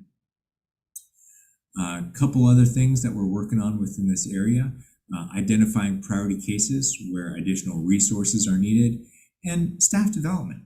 I mentioned the water quality certifications program and the land discharge program as 2 particular areas where we have an influx of new staff due to retirements or due to new resources. Site cleanup program is another area where we've got a lot of fresh faces showing up, a lot of very competent people that have recently been hired on, with obviously some big shoes to fill due to some departures of people who have left with decades of experience under their belt. And so that staff needs to receive the support they have as they kind of develop in their career here at the Water Board. Our new program manager in the site cleanup program, Chris Flower, is really dedicated to making sure those staff work on exciting projects and are supported throughout their career development here at the Water Board. Let's see a couple site cleanup programs. Vapor intrusion, a very big issue these days. This is kind of a vapor barrier as part of a new construction project. And last, but certainly not least, the UST program. A few things that they're going to be focusing on in the year to come. Adaptive prioritization, kind of a key phrase from our strategic plan, and additional community engagement is part of how they're going to be prioritizing cases. Utilizing new tools. I mentioned EnviroScreen before, that gauges environmental burden on particular communities. That contains a lot of information and can help us prioritize cases in those areas that are most impacted by pollution. One of the things I think that our new UST program manager, Steve Meeks, has really got a good eye towards is really helping connect people with resources that the state has available. We've got probably about a dozen different resources for cleaning up UST cases. Those include the Orphan Site Cleanup Fund Program, the Emergency Abandoned and Recalcitrant Program, EPA grant funding, and I mentioned earlier the Site Cleanup Sub-Account Program. In addition, there's a couple other kind of grant resources out there. I think it's a tragedy when a site languishes and there are state funds available somewhere to help get that cleanup done. And so I think one of the priorities within this program is to connect the resources with the need. And that usually means that our engineers, our geologists have to extend themselves a little bit, have to figure out, operate in the area of, let's look within the State Division of Financial Assistance, see if there's any dollars out there that could potentially be utilized to clean up these sites. But that's a commitment that the program manager will be making this upcoming year. And lastly, address some priority cases, some very cases that are, I don't want to say the worst of the worst, but those are cases that pose an increased risk to groundwater and human health. Those 11 sites are specified within the priorities that are online. So those 11 cases are being proposed as priority cases for the year to come. And with that, it's really been an around the region, around all the water quality program areas. I'll take any questions, and even perhaps more importantly, any adjustments that you'd like me to make based off of those program priorities. Okay, board, are there any questions or concerns or items you'd like to have executive officer discuss regarding the water quality priority programs that's been presented? Patrick, that's a lot of information to digest, and you did a great job presenting it. I think we'd all probably appreciate a copy of those slides so we could review them and perhaps have questions at the next meeting. Absolutely, absolutely. I will say that this is the time to adopt them. So we'll be going forward and developing the work plans based off of this presentation here. But if you want to remain engaged, I just want to flag it. I think this is something that we should discuss in February. I know I've spoken to a couple of you individually. I think this process is great. The portfolio management process is really one of the key tools that we have to address accountability within our region, really adapt to your concerns. But some of these priorities, they don't change much year to year. Other programs, the priorities change radically from year to year.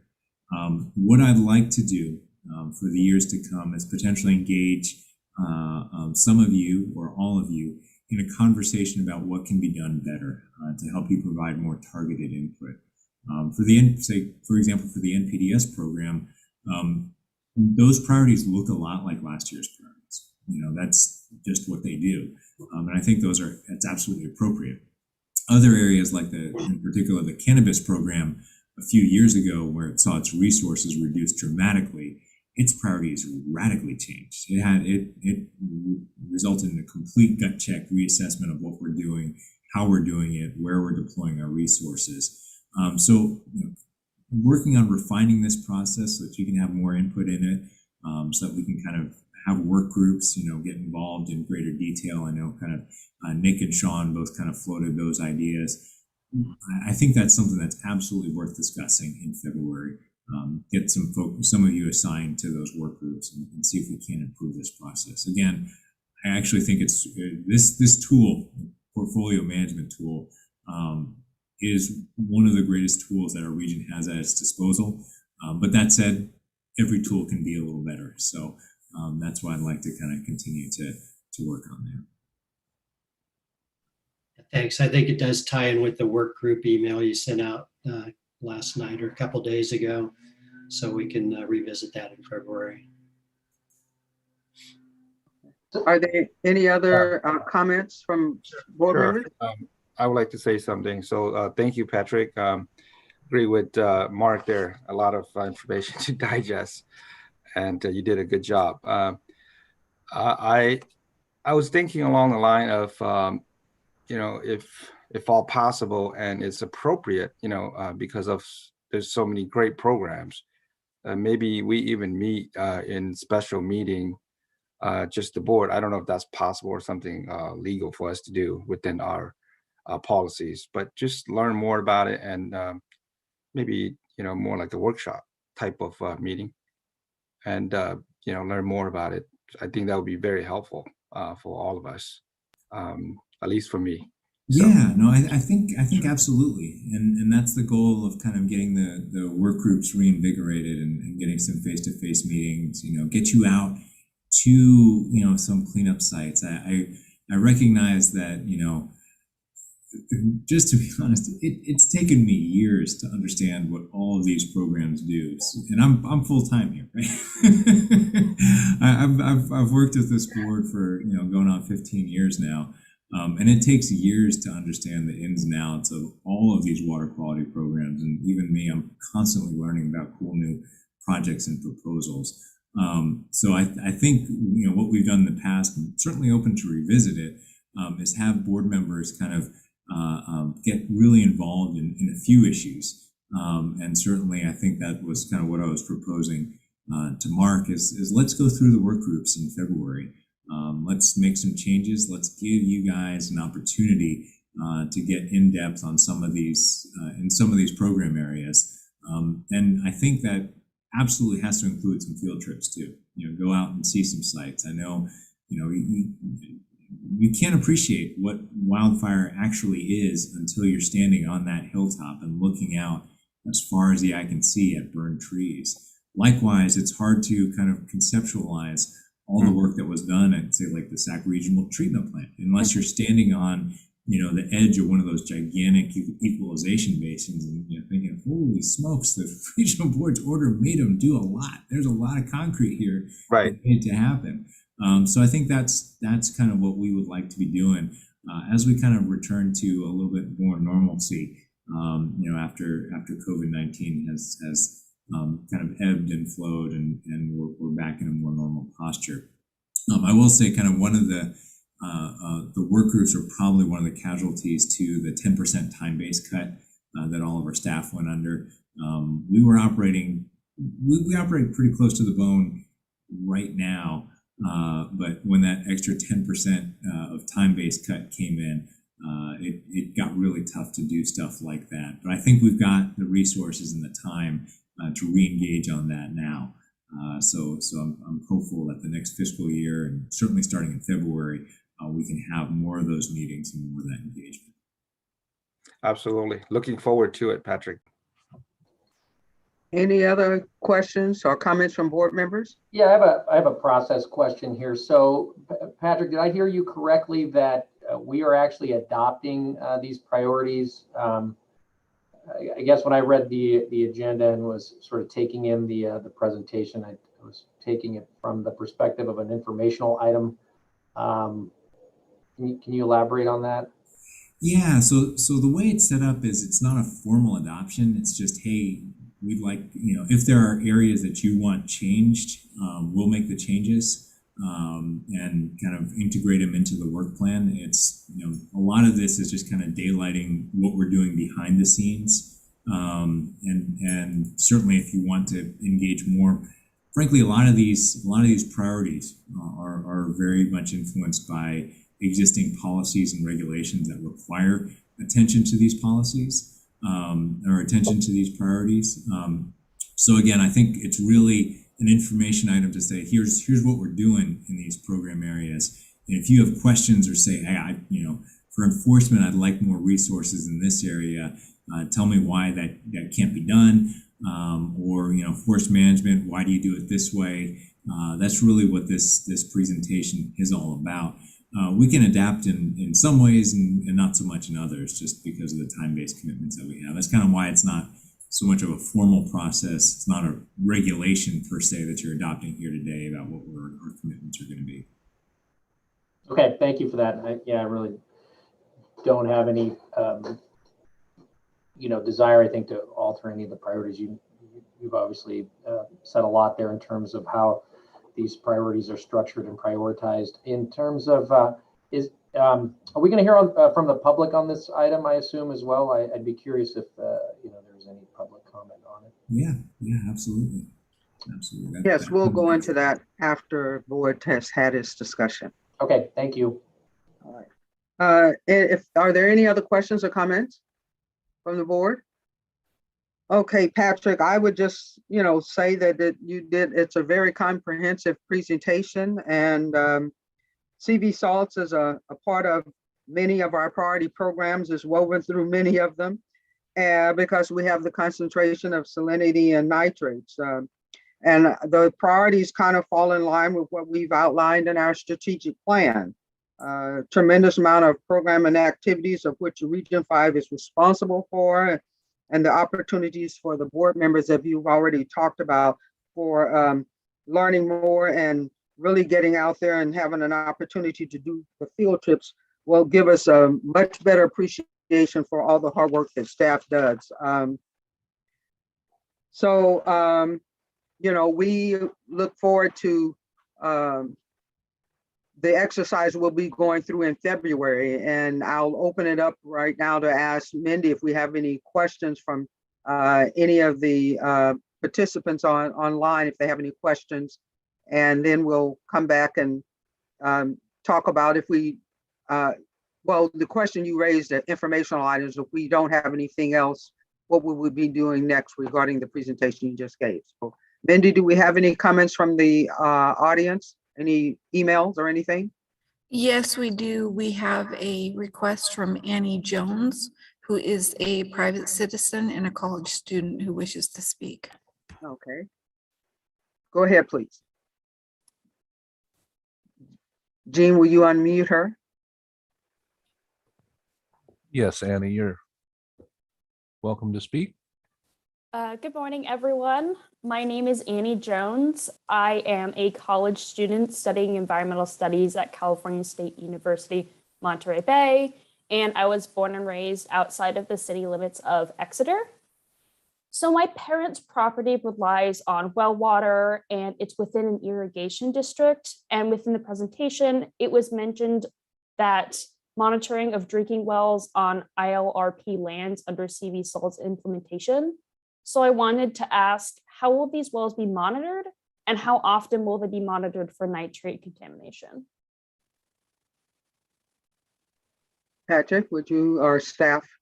Yeah, no, I can absolutely respond to that. So definitely give us the contact information. We can make sure we follow up with the exact requirements pertaining to that particular well. But the answer is, under the Irrigated Lands Program, any facility, any farm, any acreage that's growing crops under our Irrigated Lands Program that has a drinking water well has to be sampled for nitrates. So that's kind of one program that's working on nitrates. I don't know if that house fits in under that description or not. In addition, we have the nitrate control program within CV salts that regulates nitrate specifically.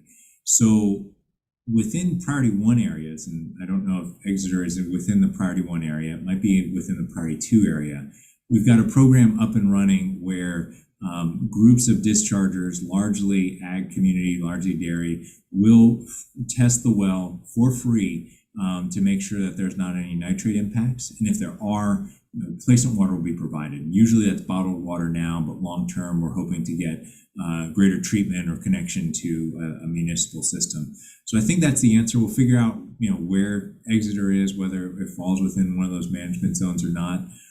Feel free. I don't know if Mindy and the team have your email address, but if you send it to that Agenda 5, we'll absolutely follow up with you and make sure that if you're due a test, we can get a test to that house. The other thing I'll also add is that the SAFER program is providing some resources to do additional testing. That includes testing for 1,2,3-TCP, arsenic, other contaminants that could potentially be a water quality issue for somebody drinking that well.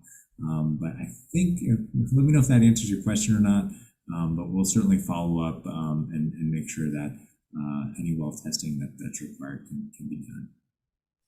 I think that did answer my question. Thank you so much. And thanks for sitting through this. Thanks for your participation. No problem. Thank you for having me. Yeah, Ms. Jones, thank you very much for your question. And as he said, for participating in the session. We appreciate hearing the students, future environmentalists working on many of these issues. Great question. Thank you so much. Thank you.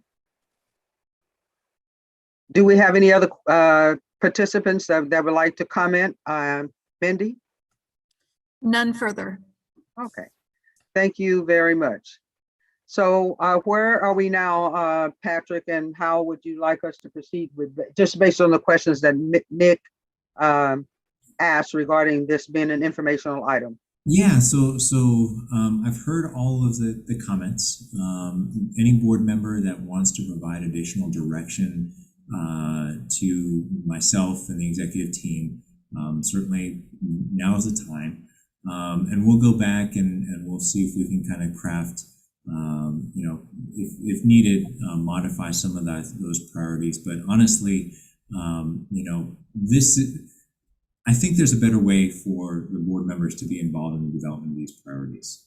And that's kind of what I'm proposing is in February, we convene some work groups and we get people started on getting their hands dirty and getting more involved in particular program areas, seeing cleanup sites, seeing things like that, so that we can talk about what we're doing within those program areas, as opposed to having a 10-hour discussion here about, all the program resources available for our disposal. Federal funds do this, state funds do that. Here's what we can do. Here's what we can't do. We can, talk more in depth about how those priorities were developed for particular program areas with the work group of the board to get your expertise kind of amped up in those particular areas. Okay, so do we do a roll call vote in support of this? Okay. No need for a roll call. I've heard everything you have to say. Okay. If you have anything else, let me know, and we'll conclude the item. Okay. Do we have any other comments from board members? Nick, do you have any? I would just say that I look forward to those kind of one-on-ones, Patrick. I know we've been kind of having them all along, and you've been hearing from me, at least as I'm getting up to speed on some of these various programs, sort of the things I'm seeing. Certainly trash in our drainage and waterways is an issue for me that I know is complicated and not easily articulatable, I guess, in a document like this, but that's something I want to continue talking about. Absolutely. Absolutely. Thank you. All right. A tremendous amount of work, Patrick, to you, the AEOs, and all of the staff. We thank you for being the eyes and ears for protecting our water quality and all the work that you do to make sure that happens. So if we have no more discussions on this item, I'd like for us to take a break, if we can do that for a few moments, and then follow back up with our item number 9, the grassland bypass project update. All right. So Can we take 10 minutes? How does that work? 10 minutes works, and let's check in. Adam, in between the Grasslands presentation by board staff and the other presentations, how long would that item be? Two presentations will add up to be about 45 minutes to an hour. Okay, so I mean, in terms of a lunch break, we take 10 minutes now. We don't have to take 10 minutes. It could be 5. I just know everybody has been in this chair for Yeah, a while. oh yeah. 2 minutes of a break. So I think the plan could be we recess for 5 minutes here, hear a staff presentation, and then adjourn for lunch, and then come back with the stakeholder presentations. Would that sound good? Okay. Adam, would that work? Sounds good to me. Okay. Denise, So your call. Okay, we'll be back at 11:40. That's in 5 minutes. Thank you, everybody.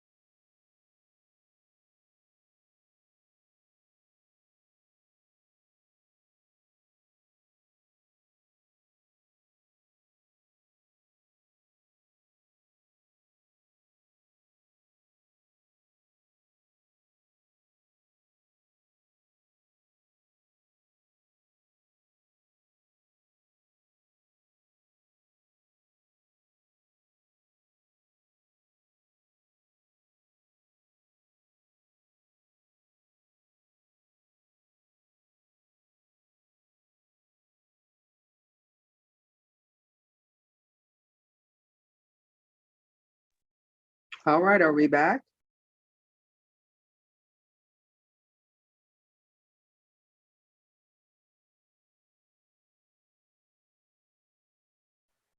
Okay, everyone's back? Sean's here. Okay, good, good. All right, we're ready to move on to agenda item number 9, the Grasslands Bypass Project update. At this time, the board will hear an update on the Grasslands Bypass Project. It's an informational item only, and no action will be taken, although the board may ask questions and provide direction to staff. And following the staff presentation, we will have, I keep losing my place here. Following the staff presentation, there will be a presentation done by Grasslands Bypass representatives. Interested persons will then be allowed 3 minutes each to address the board. Following the presentation, we will call on interested persons wishing to comment on any items. And so at this time, we'd like to turn it over to the presenter. Ashley Peters. Madam Chair, before we get started, sorry, Ashley, to cut you off. Just a point of clarification. So I assume we're going to hear item 9, there'll be discussion, then we're going to break for lunch, and then item 10, is that correct? Just to be clear. Yes. Okay, thank you. Yeah, if I recall, they said about 45 minutes, right, Patrick? Well, I think it may be that we break for lunch in between the staff presentation and the discharger presentation. Okay. Yeah. All right, so we're ready for the presentation.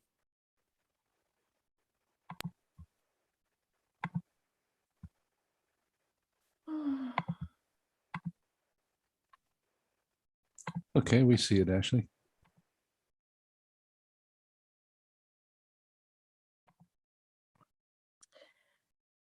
Good morning, Acting Chair Kadara and members of the board.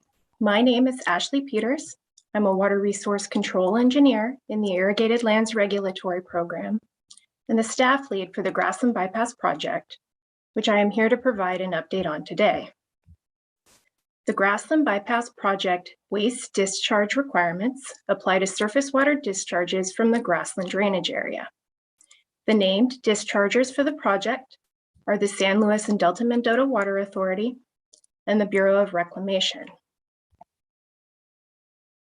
In this presentation, I will provide an overview of the project, describe the selenium water quality objective, briefly summarize results of monitoring since adoption of the order, discuss recent project activities, and provide an opportunity for you to ask any additional questions you may have. Then I will introduce Grassland Bypass Project representatives who will present additional details about the work the dischargers are doing. It sounds like after lunch. The picture shown here is of Mud Slough, a receiving water body for the project. The Grassland Bypass Project covers the grassland drainage area shown in red on this map. It is surrounded by 2 agricultural coalitions, the West Side San Joaquin River Watershed Coalition to the north, shown in light blue, and Westlands Water Quality Coalition to the south, shown in beige. The drainage area includes approximately 97,000 acres of agricultural land and is located just south of an important complex of wetlands, shown in green. Discharges from the project area flow north to Mud Slough and the San Joaquin River. Waste discharge requirements regulating surface water discharges from the project have been in place since 1998. The current order, adopted at the end of 2019, primarily addresses storm-induced subsurface agricultural drainage. Previous WDRs have also addressed agricultural drainage that occurred during the irrigation season. Irrigation season discharges ceased in 2014 and are now managed within the project area, primarily through reuse through irrigation of salt-tolerant crops. Selenium is the main water quality concern for the project, primarily because of its potential impacts on fish and wildlife. It is a naturally occurring element that is not used for crop production. Selenium loads from the project have been reduced by 98%. Salt is also a concern, and salt loads from the project have been reduced by 82%. The grassland drainage area is a founding member of CV salts. Subsurface agricultural drainage is an important issue for the Grassland Bypass project. This slide illustrates how it occurs. Plants get waterlogged when irrigation or stormwater combine with shallow groundwater to raise the water table. Tile drains, present under large portions of the grassland drainage area, are used to remove shallow groundwater from the root zone to keep plants healthy. This subsurface drainage can mobilize elevated levels of selenium and salts present within soils in the grassland watershed to surface water, where selenium can accumulate in the aquatic food web and impact fish and wildlife.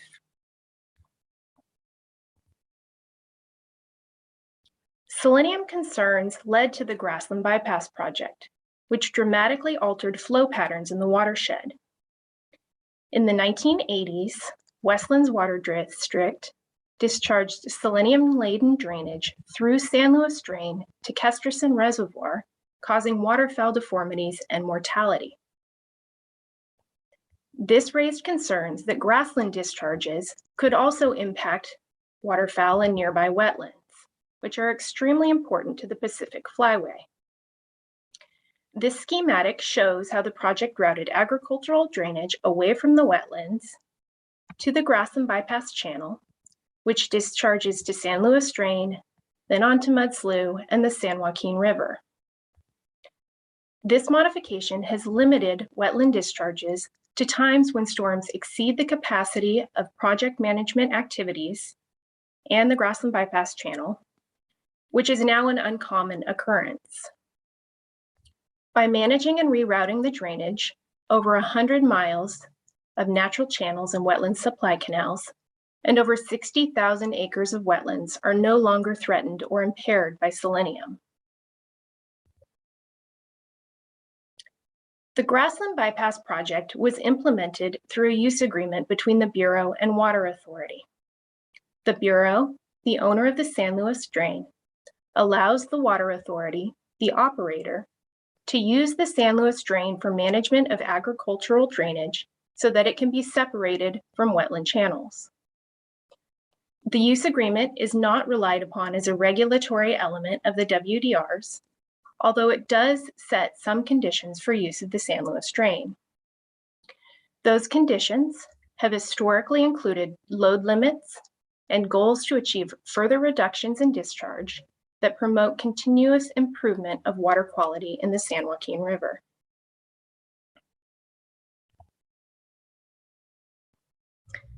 The Basin Plan has site-specific selenium objectives, which are included as receiving water limits in the Grassland Bypass project order. In Mud Slough North and the San Joaquin River, the objective is a 4-day average concentration of 5 micrograms per liter. For Salt Slough and the wetland channels, the objective is a monthly mean of 2 micrograms per liter.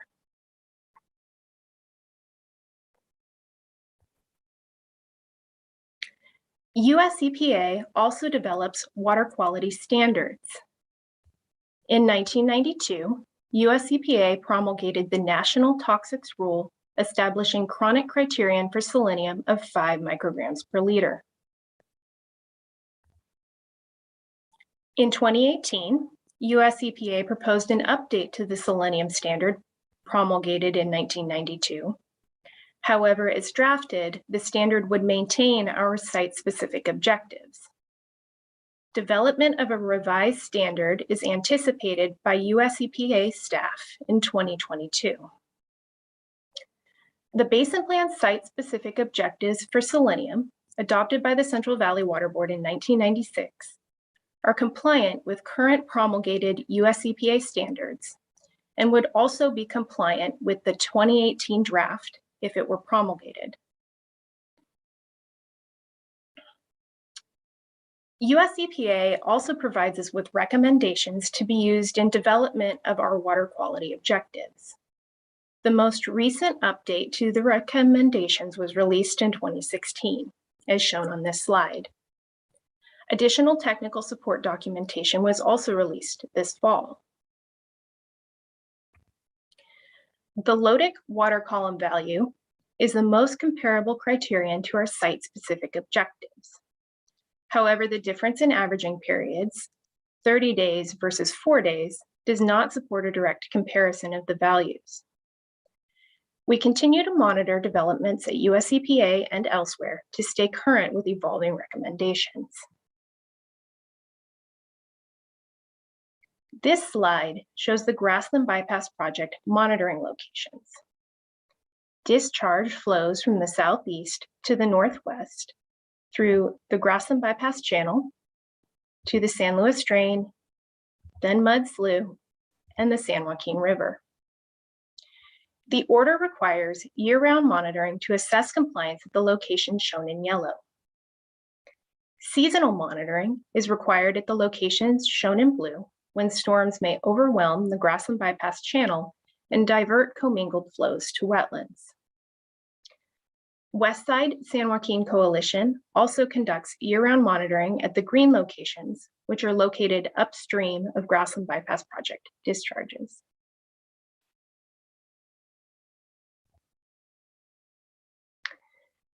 There have been no exceedances of the 5 microgram per liter 4-day average selenium water quality objective applicable beginning in 2020 at any of the receiving water body sites.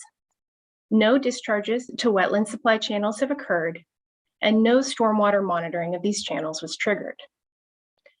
Project representatives will present more detailed monitoring results from individual monitoring sites.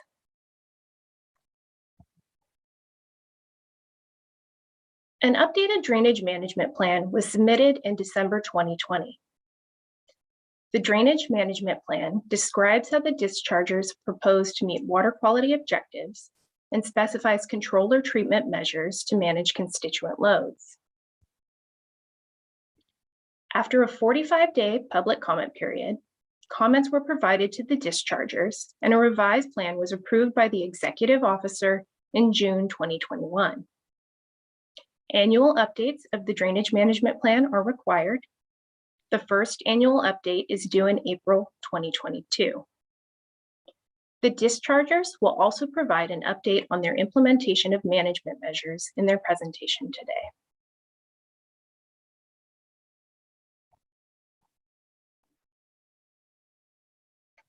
In the weeks prior to the December 2019 adoption hearing, we learned about an incident of juvenile split-tail deformities. Research into the split-tail deformities was presented at the State of the Estuary conference held that year. The deformities occurred in a cohort of fish collected in 2011 and are potentially attributed to selenium in the San Joaquin River. Shown on the left is a close-up of one of the deformed fish. On the right is a picture of the cohort with fish displaying spinal deformities marked with a red dot. No subsequent split-tail deformities have been reported. Several meetings with the researchers, dischargers, and sister agencies were held in early 2020 to discuss the research and identify outstanding questions related to selenium impacts to split-tail.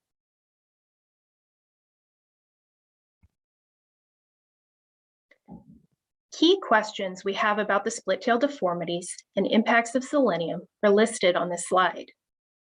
They are the split-tail deformities continuing to occur?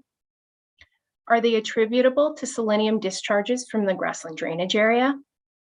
And last, are the site-specific selenium water quality objectives adequate?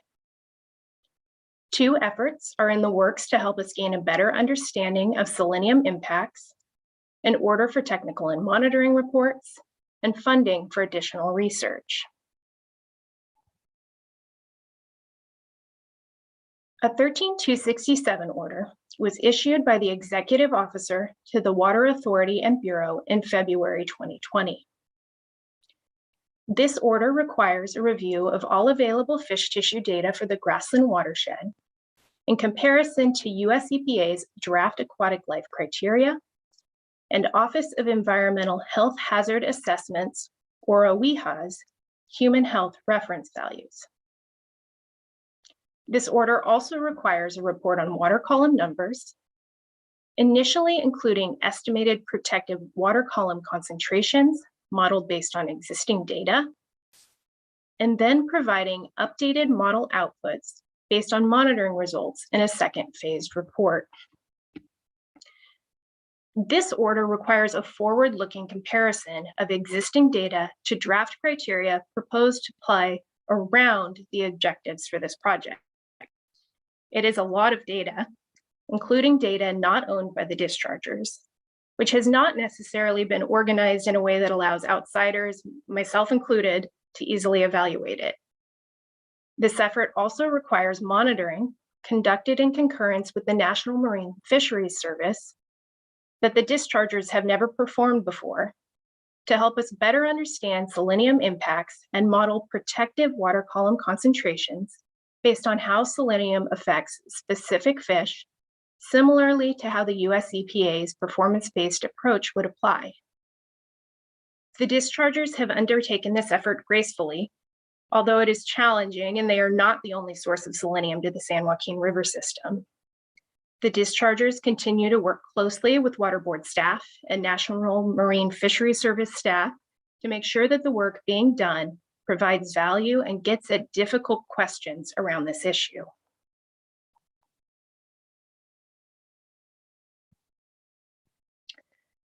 So the first 13-67 report was received this past July.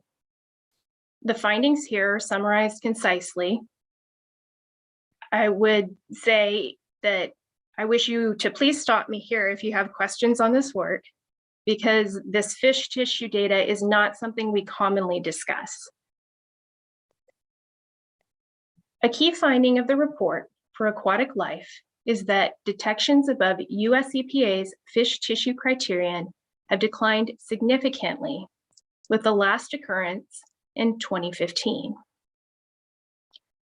For human health, a key finding is that of more than 400 fish mussel samples reviewed from mud slough in the San Joaquin River, only 6 were measured above OEHA human health reference values based on consumption of 3 8-ounce servings of fish per week, with the last occurring in 2003. Staff has requested that an additional comparison of fish tissue data to the most conservative OEHA advisory tissue level for 7 8-ounce servings per week be included in a revision of this first submittal. And last, initial modeling of estimated protective water column concentrations for specific fish species ranged from 2.05 to 6.70 micrograms per liter. And I'll just pause for a second in case anybody has questions here. Any questions from the board members?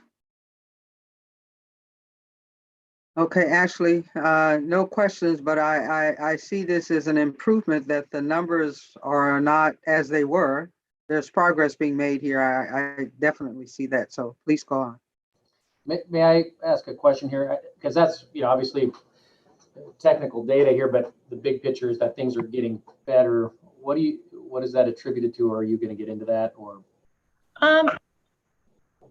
I will note that, so this project, as I mentioned before, has irrigation season as well as storm season discharges that come from the project. The dischargers had put a lot of effort into managing those irrigation season discharges. And as of 2015, there are no longer discharges to mud slough from this project during the irrigation season. In addition to that, there have been substantial reductions in selenium loads coming out of this project. So they've really just, they've done a lot to manage their discharge on site in a way that means that they aren't contributing like this project historically has. So as it relates to the fish deformities, so is there a correlation here, or is there a causal link that is at least, yeah. Go Sorry, ahead. I didn't mean to cut you off. No, go ahead. There's some indications that selenium in the San Joaquin River contributed to those deformities. I'm going to talk in a minute about a research contract that is beginning now to look into that more.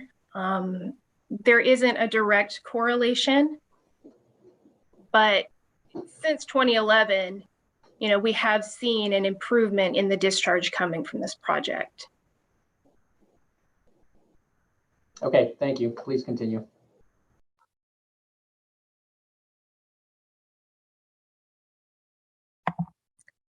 Okay. So in addition to issuance of the 13267 order, the Central Valley Water Board has contracted with the United States Geological Survey, or USGS, to conduct further research into the split-tail deformities.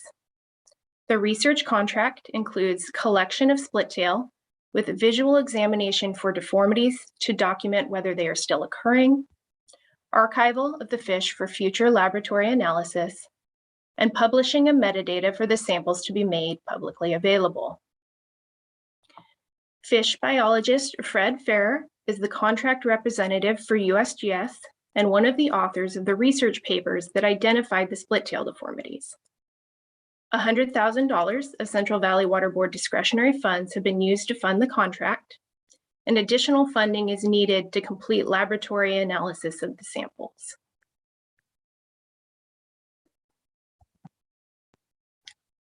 Recalling our key questions, are deformities still occurring? Are they attributable to project discharges? And are the selenium objectives adequate?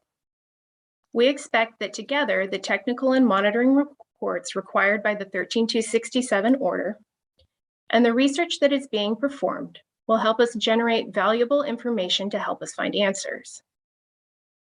A revision of the initial 13267 report is due on December 15th. The final 13267 report submittal is expected in early 2023. And then for the research contract, the first deliverable on the contract is the Fish Sample Archive Memorandum, due December 20th, with the final deliverable due in spring of 2024.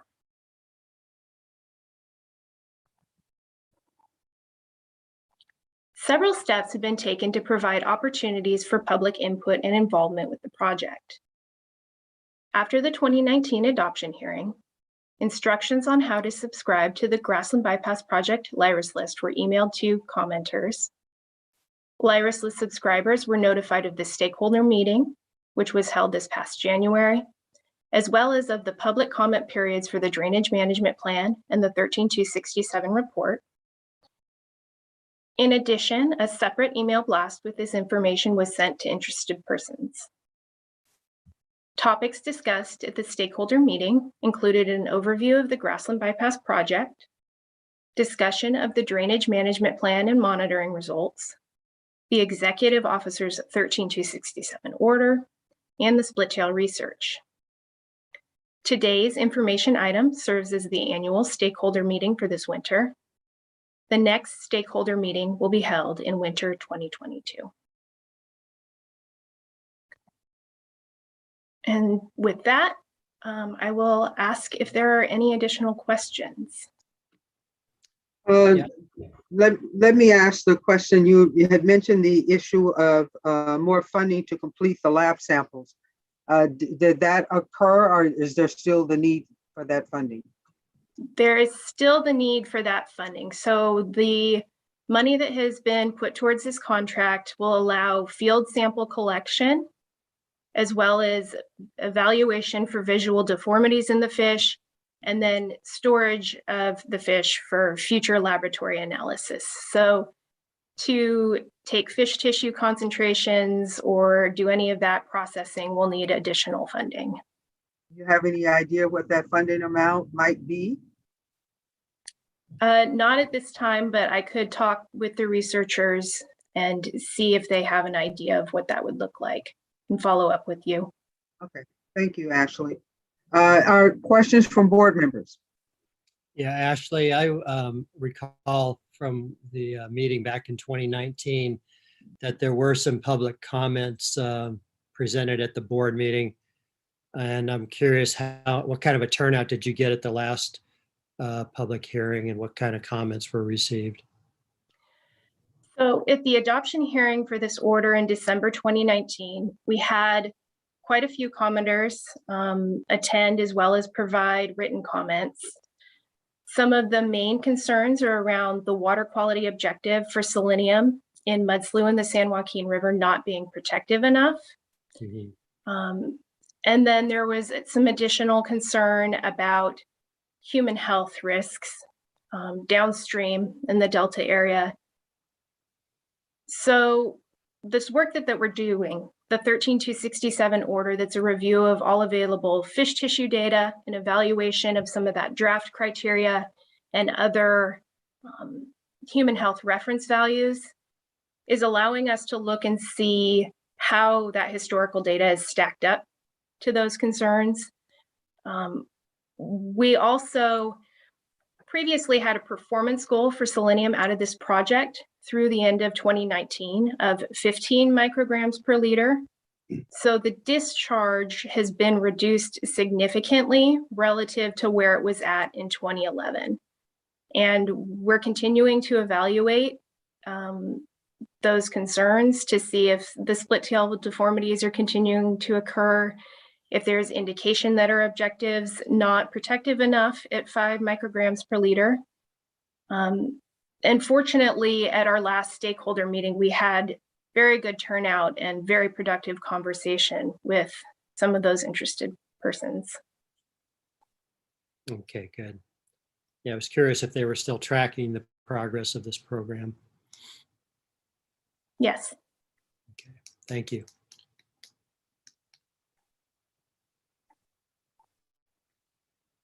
If there are no further questions, thank you very much, Ashley.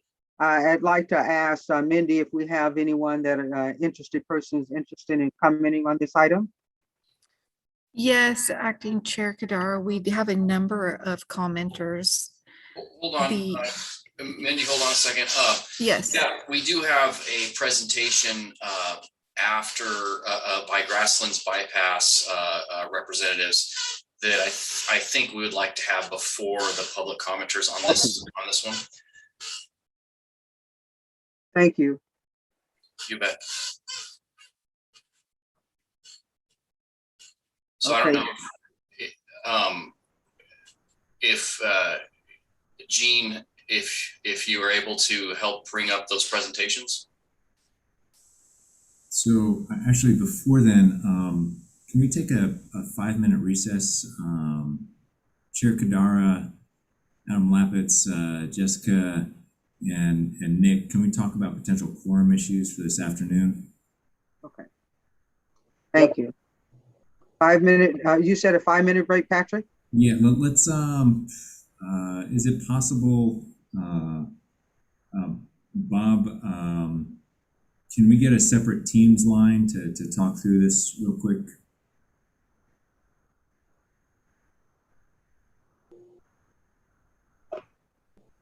Sure, we could schedule a Teams meeting. All right, so we need to have this discussion real quick. I'll go work on it right now. If we could take about a 5-minute recess for everybody else.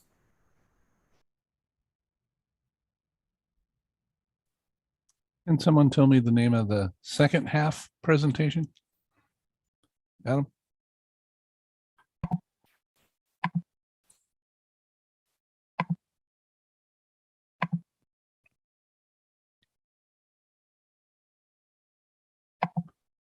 Not sure I have a copy of that. Jean, Yes. the title of the presentation should be Draft 12-9-21 LTSWP workshop presentation. Very good. I have that. It's no longer draft.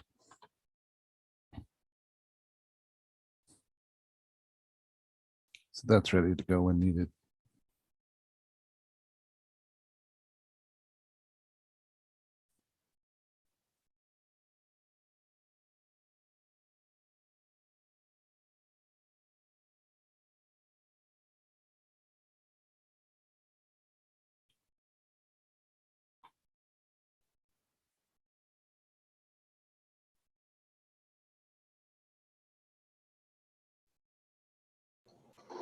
Bob, are you sending out a Teams invite?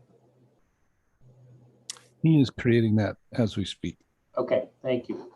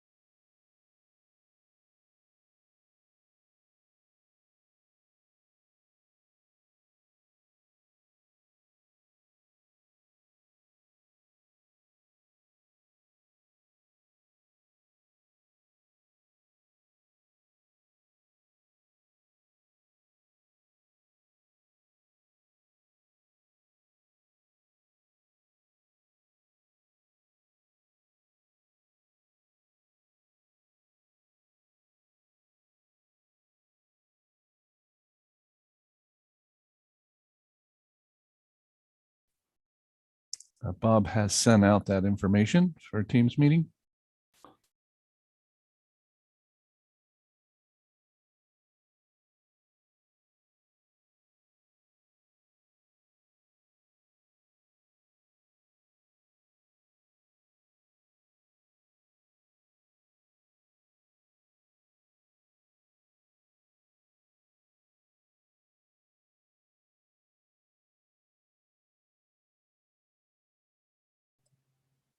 I haven't seen it yet. I haven't received it yet.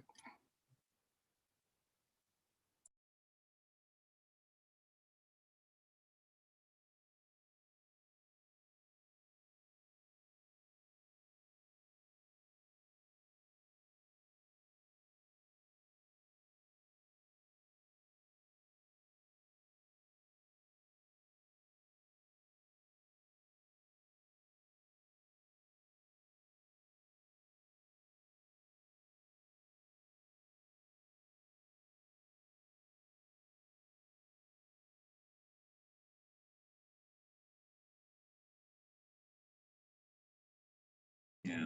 I just sent to your account, Sean.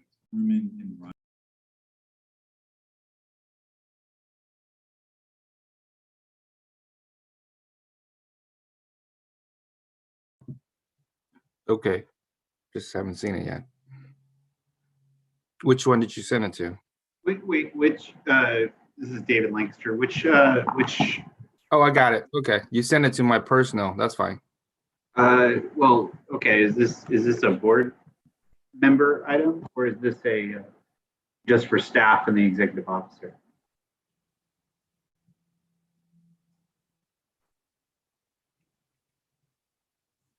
Just so we're clear, I'm not just jumping in here.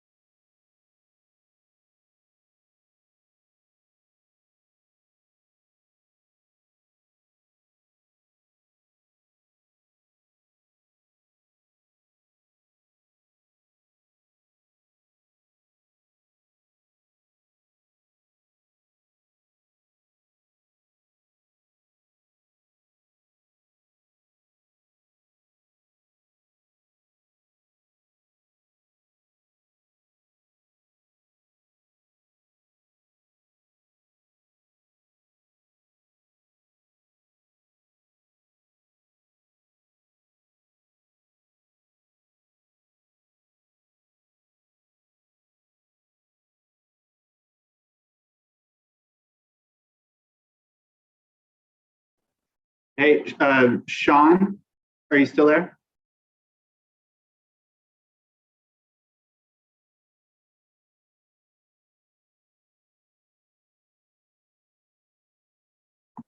Sean?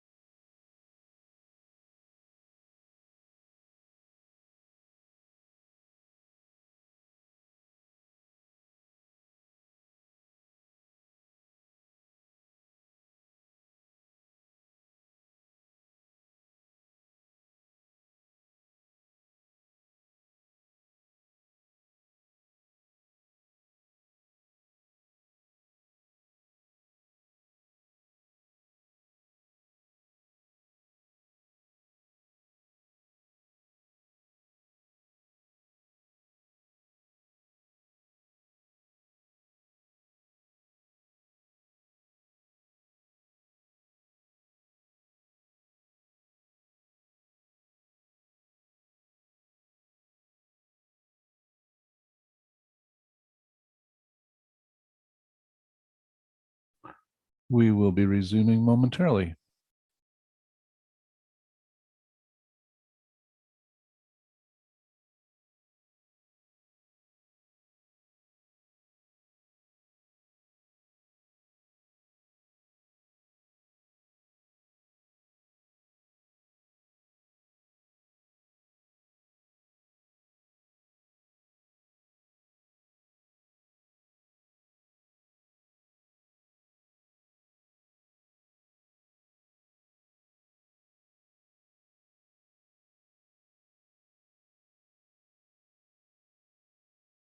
Okay, are we back in session? Yes, we hear you. Not everybody's returned.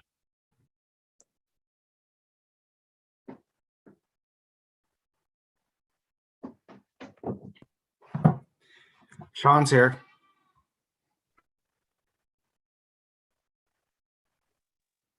And I'm back. Oh, shoot.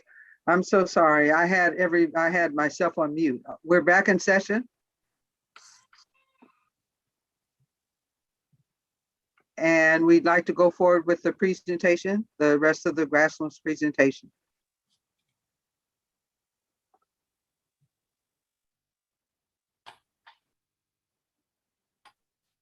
I have that queued up, ready to go. Thank you very much, Jean.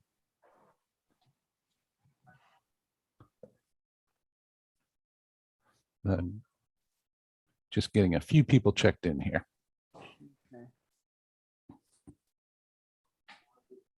And if I can, I will say it's David Corey, a farmer in the Grassland drainage area, and Chris Linneman of Summers Engineering, who will be providing the dischargers presentation.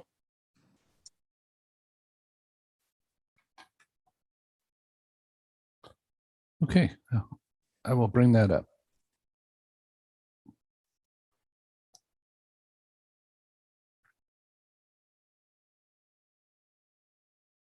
And should be displayed.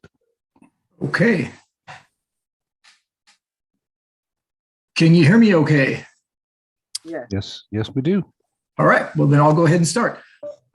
Chair Kadara, members of the board, David Corey, currently presenting on behalf of the Grassland Basin Drainers. As Ashley said, I'm a farmer within the drainage area, but also very active in a lot of regional board issues and water quality issues, including CV salts and Irrigated Lands Program issues. We can go ahead and, Chris Linneman will be presenting as well. We can go ahead and switch to the next slide. So I'll be presenting the first part of the presentation, the history of the Grassland Bypass Project and a summary of sort of our operational objectives. Then Chris will take over and talk about some of the summary of the operations and monitoring results and a summary of the 13267 report data. Next slide, please. I'll spend a little bit of time on this. Ashley showed you a similar map and presentation of the schematics of this. The lower corner, the lower part of the map shows the ag area of roughly 97,000 acres of the grassland drainage area. Some of these, what I'd like to point out in this is a couple components. One, within the drainage area, you can see the purple area. I don't have a way to actually point to it, but a purple area toward the center on the north edge. There you go. That is what we refer to as the San Joaquin River Improvement Project, or the SJ-RIP. That's a reuse area that's been integral for how we deal with our irrigation-induced flows during the summertime. We grow salt-tolerant crops and those sorts of things to be able, rather than discharging it to the river, we're using it in that area. So I just wanted you to see that where it is represented. Also, these channels, Ashley talked about all these historic drainage channels where we discharged through all the blue moving toward the north out of the drainage area. That's where we historically had drained to the San Joaquin River. After the Grassland Bypass Project, we actually diverted out of those channels, except in very extreme wet events. We went through a bypass channel into the San Luis drain that wasn't currently being used, and it bypassed all of those channels and directly went to mud slough. So a couple of things to look at in terms of monitoring sites that Chris will be looking at, and he'll talk about it as well. But at the upper left-hand corner of this map, there's site N, that's Crow's Landing. That's in the San Joaquin River downstream of the Merced. As we work up, there's site R, which is in the Merced above the, or in the San Joaquin above the Merced. And then we have site D, which is in mud slough. Site D is sort of downstream of the discharge of the San Luis drain into mud slough, and sort of our main compliance point for discharges into mud slough. But if during our presentation you have questions when we start talking about different sites and are wondering which site we're talking about, feel free to ask us. That also goes for, if you have questions throughout the presentation, either mine or Chris's, feel free to interrupt us during the presentation with any questions you might have. We can go ahead and move to the next slide. So when we diverted, I mentioned that we diverted into the Grassland Bypass Project and took our drain water out of those historic channels and bypassed the historic discharge channels. These are the immediate reductions in selenium concentrations that we achieved by just rerouting that water.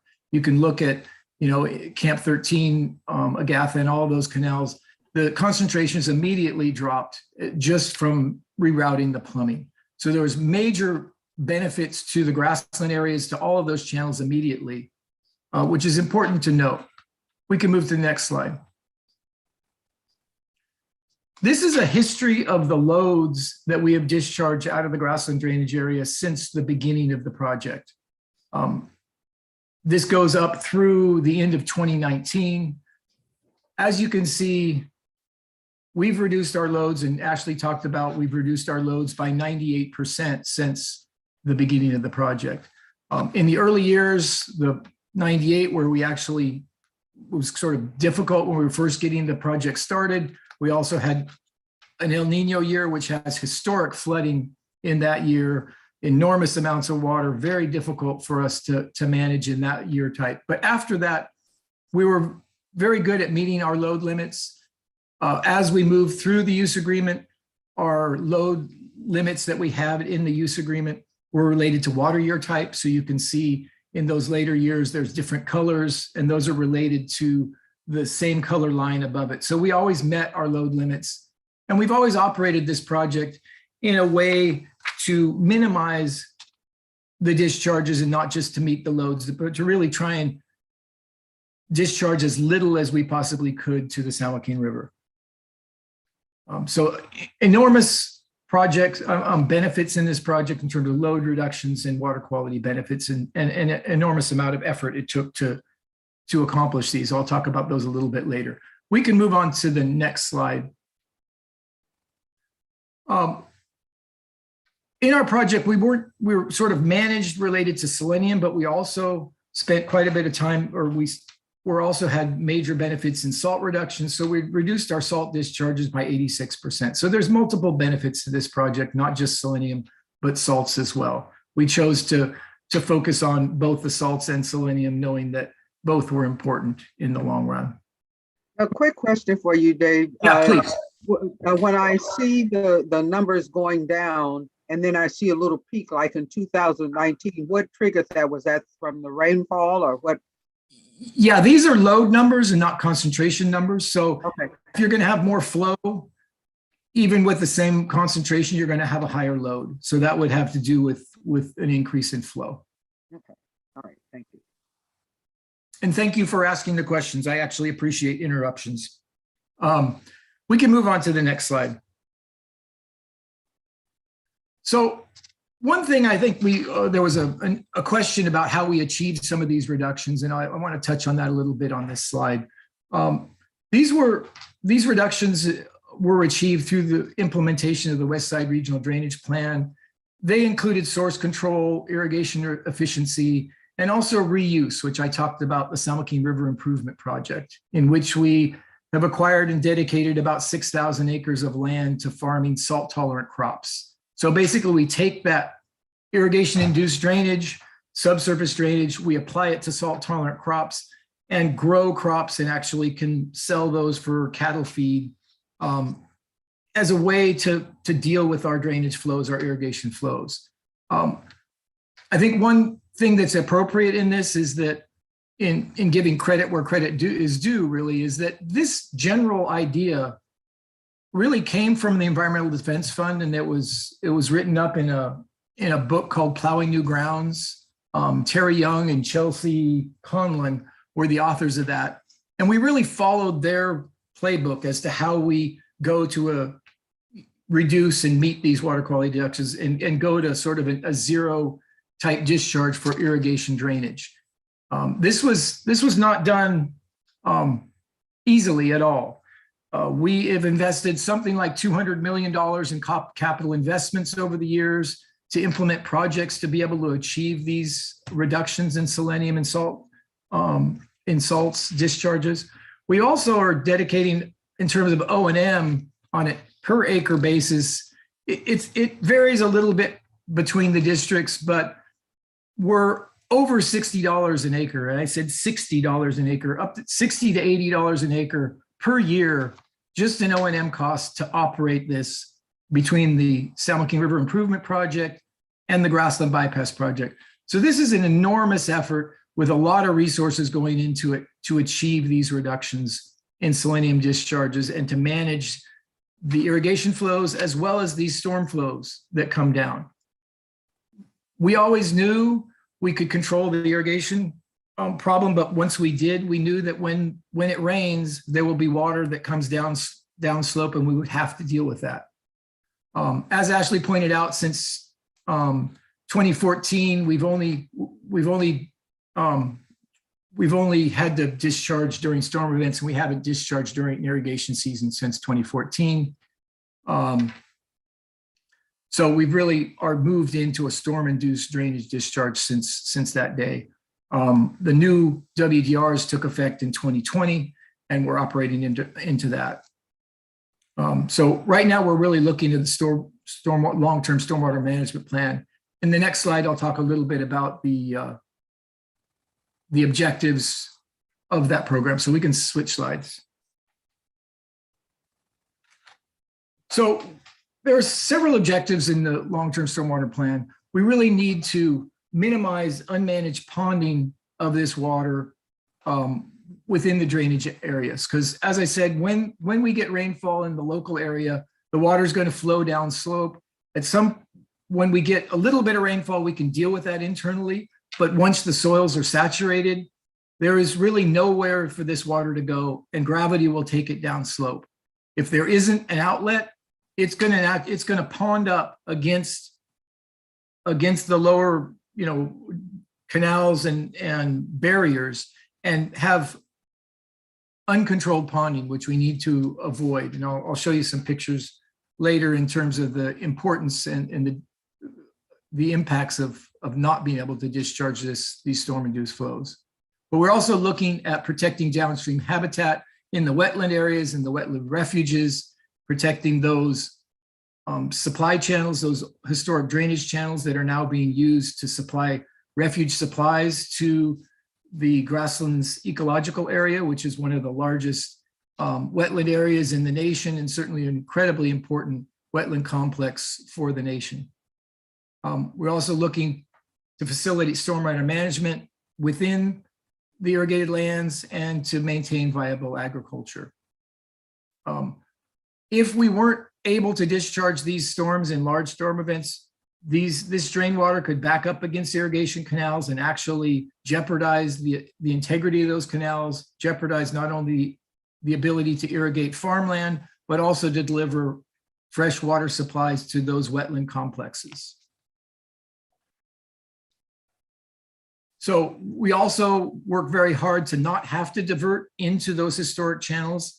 The capacity in the bypass to move the water around the wetlands, there is a finite capacity there. In very large events, like in '98, we actually had to discharge through the Grassland Bypass Project as well as through the historic channels, but that has not happened recently.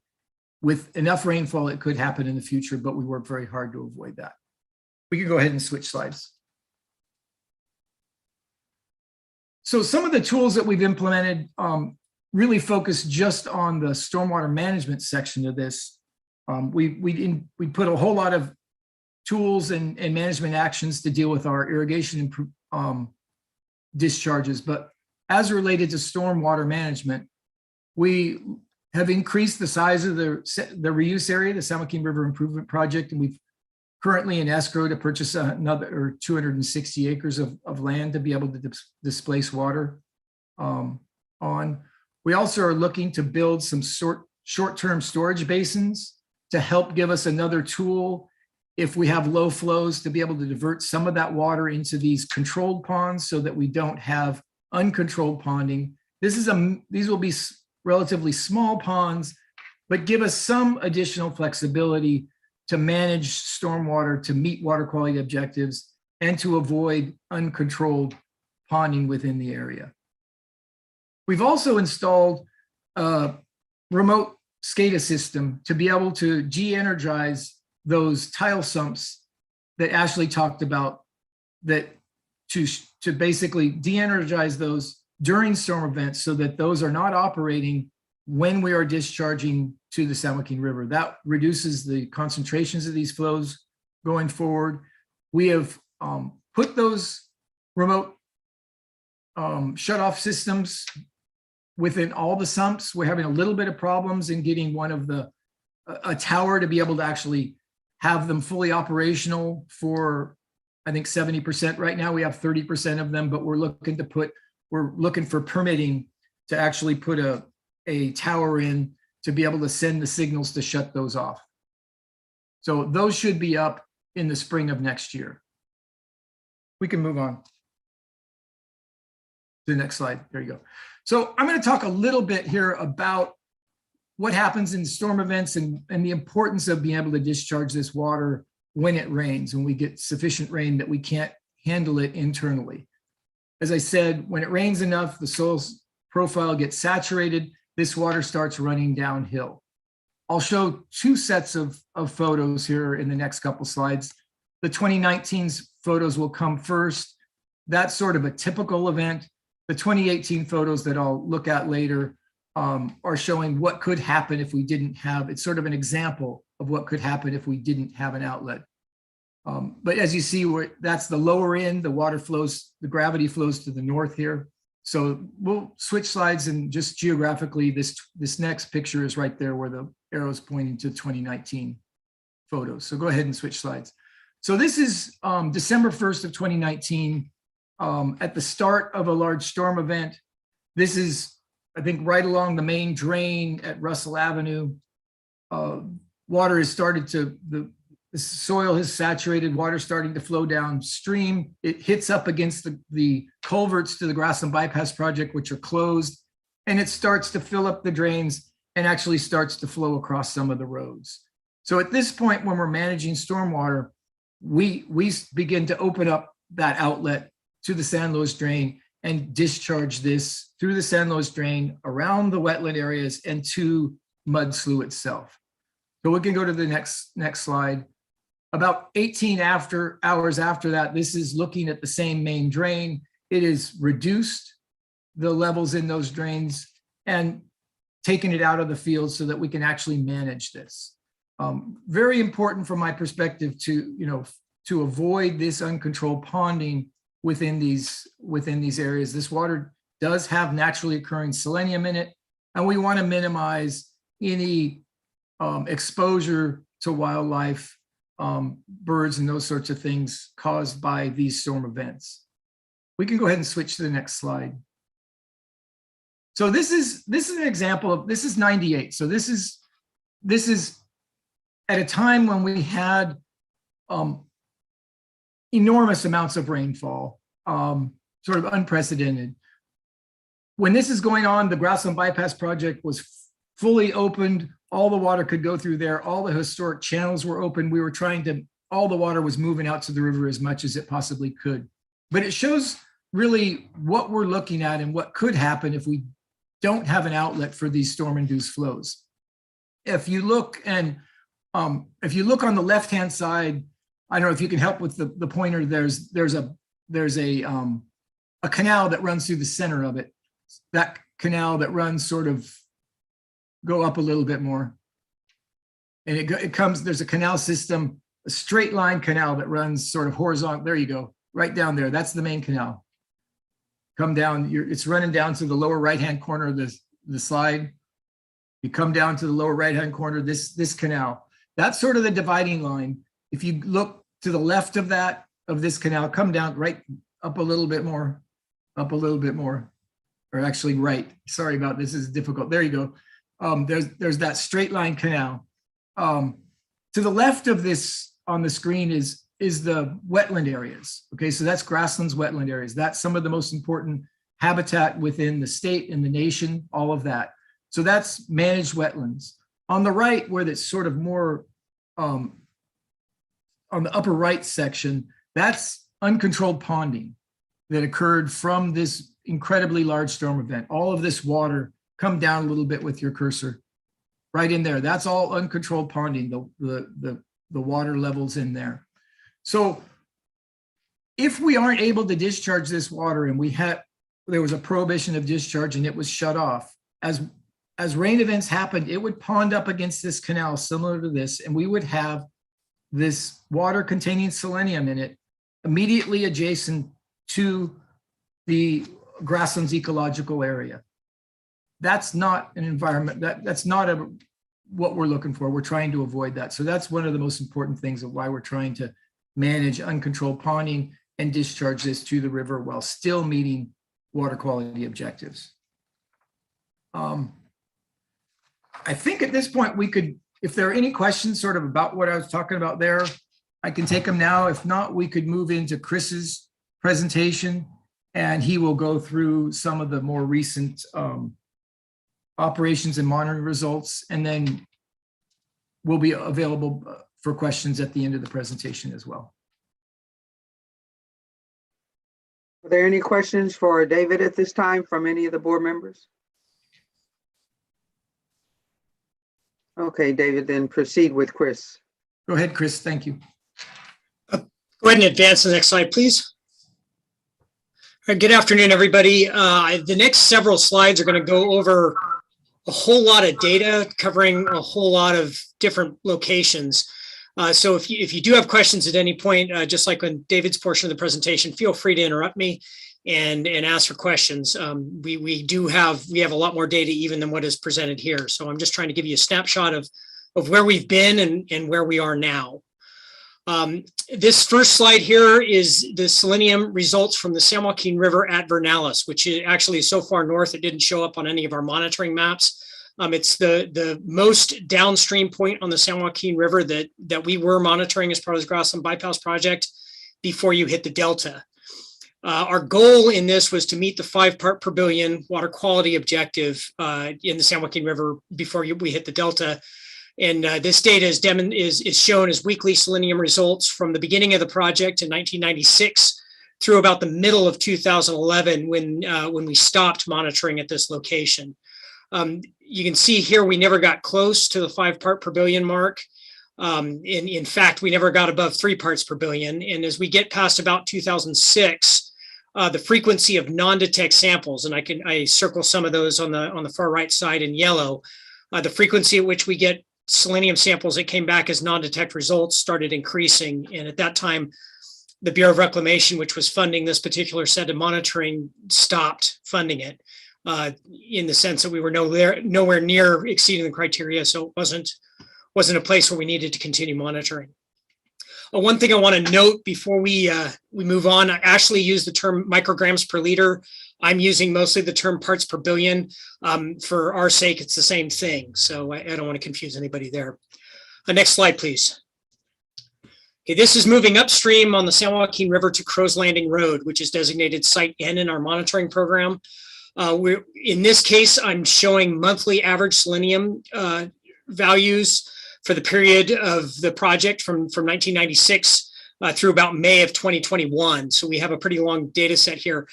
This site is actually daily sample results. We have an auto sampler here, so we collect results daily. I chose to show it as monthly averages just because it's got a lot of dots to it and it's a little bit easier to read as a monthly average. Again, except for a small stint at the beginning of the project, we've been below the 5 part per billion number. But what is very promising here is we can see as the project begins in 1998, we have elevated levels of selenium, although we don't exceed the 5 part per billion number. But as the management elements of the Grassland Bypass project come into place, particularly starting about 2006 and on, you can see a fairly dramatic improvement in selenium levels in the San Joaquin River at Site N. Again, the flatline portions between June of 2016 and February of 2018, and again later on, those are indicative of non-detect results there. So we have periods of an entire month where the selenium samples returned non-detect results. Again, that's a very promising result. Next slide, please.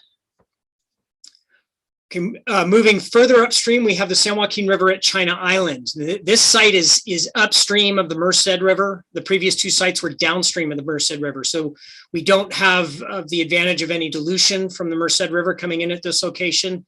And it's less than a mile downstream. I think it's less than a mile downstream of the Mud Slough confluence with the San Joaquin River. So this would be the point on the San Joaquin River where our discharges into Mud Slough and Mud Slough's discharges into the river have the greatest impact in terms of concentration. These are weekly grab samples. And again, the criteria here is a 5 part per billion 4-day average. We've been able to stay below that for the period of record of monitoring at Site R from 14 to 2021. And again, after 2016, we're able to stay below the 2 part per billion goal.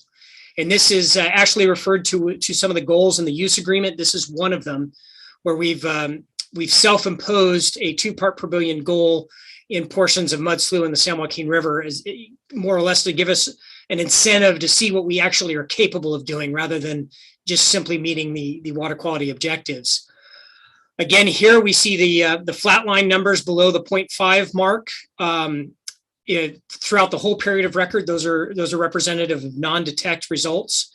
And after about the middle of 2018, actually since before 2018, we're able to stay below 1 part per billion, which is again very encouraging news, pretty much as a result of a fairly extensive effort on the part of the Grassland drainage area to get control of this. Next slide, please. Moving further upstream and now into Mud Slough, these are the monthly average selenium results of Mud Slough at Site D, which Site D is a little bit downstream of the outlet from the San Luis drain, which would, of course, the San Luis drain is the discharge point from the Grassland drainage area into Mud Slough. These are represented, Mud Slough samples were weekly prior to 2019. And so I summarize these as monthly averages, again, for simplicity. This does a really good job of demonstrating the impact of the Grassland Bypass project in Mud Slough. We have fairly high monthly averages at the beginning of the project, getting almost up to 70 parts per billion. By 2009, we see a very substantial reduction in those values. We get 1 or 2 that are near 40, but for the most part, we're now below 20. And then by 2015, we're very close to or below the 5 part per billion mark on a monthly average. We did not have daily samples at Site D for most of this record, so the 5-day or the 4-day 5 part per billion average is a little difficult to calculate, and essentially any results above 5 part per billion would be above that limit. After 2019, well, let's go ahead and advance to the next slide, and I'll show that. So in July of 2019, we installed an auto sampler at Site D. So now we're capable of getting daily sample results for selenium at Site D. This graph shows those daily sample results summarized as 4-day averages, which is the water quality objective criteria. And demonstrates that since the implementation of the 2019 order, we have been able to comply with the 5 part per billion 4-day average number. And in fact, for a very large chunk of the time, we are well below that number. The green lines on here show the flow over Site A. And so if we reach all the way back to the beginning of Dave's presentation, site A is the point that measures discharge from the grassland drainage area into the San Luis drain. So site A is our discharge from the grassland drainage area. You can see that there are just a handful of spikes. Most of these spikes last a handful of days, and they are all as a result of storm events causing excess flows that we have to manage and discharge. So far, we've been able to do a pretty good job of meeting the water quality objective and have been quite a bit below it. Next slide, please. Chris, Yep. before you go to that, so in December 2020, that was from storm flows? Actually, Acting Chair, if you could give me a minute, I'll get into that one specifically. The short answer is no, but I've got another graph that I want to talk about that on. Okay, perfect. All right. Okay, so again, talking about the goals that we've imposed in the use agreement, this is still the mud slough daily data, but this time we've summarized it as monthly averages, which are the dashed white line, and then the 7-day averages that are much more sharp. What we can demonstrate here is on a monthly average, we're able to stay below our 2 part per billion goal. The 7-day average is not as much, but we're still substantially below that 2 part per billion goal for most of the time. So we're seeing some pretty good results from the stormwater management practices that we've been implementing. On top of that, what's worth pointing out is that we've established a number of physical projects that we're in the process of implementing for long-term stormwater management. None of those projects are completely implemented at this point in time. Some of them are partially implemented, but most of them are in the design phase or pre-design phase. So in all likelihood, things are going to get better moving forward with what we'll be able to bring online in the future. Next slide, please. This graph is demonstrating, it's kind of similar to the salt graph you saw earlier. This is in terms of volume of discharge spanning from the beginning of the project in 1996 to the end of the project in 2020. The point of this is just to show our stormwater management, our overall drainage management coming from a drainage management project at the beginning of the project with nearly 45,000 acre feet of discharge down to 2020 when we have full control of drainage and we've discharged less than 1,000 acre feet per year. And Acting Chair, I believe you mentioned this earlier, you'll see a peak in 2017 from pretty much 2015 on, or really the latter half of 2014. Discharge is now a function of how wet the year is. It's not a function of our ability to control drainage. We've got complete control of drainage. So if we have a very wet year, we're going to have a larger volume discharged. If we have a dry year like we saw in 2020, we have a much smaller volume discharged. Any questions? No. Okay, next slide, please. Okay, so Acting Chair, I'll address your question here. Actually, there was a discharge right at the beginning of December 2020 that is not associated with rainfall, and it was a result of a levee failure on one of the Central California Irrigation District canals that is adjacent to the San Joaquin River Improvement Project. It's actually their main canal, and as the name would imply, this is a massive major canal feeding not just CCID but also Grousson Water District and a number of smaller water district.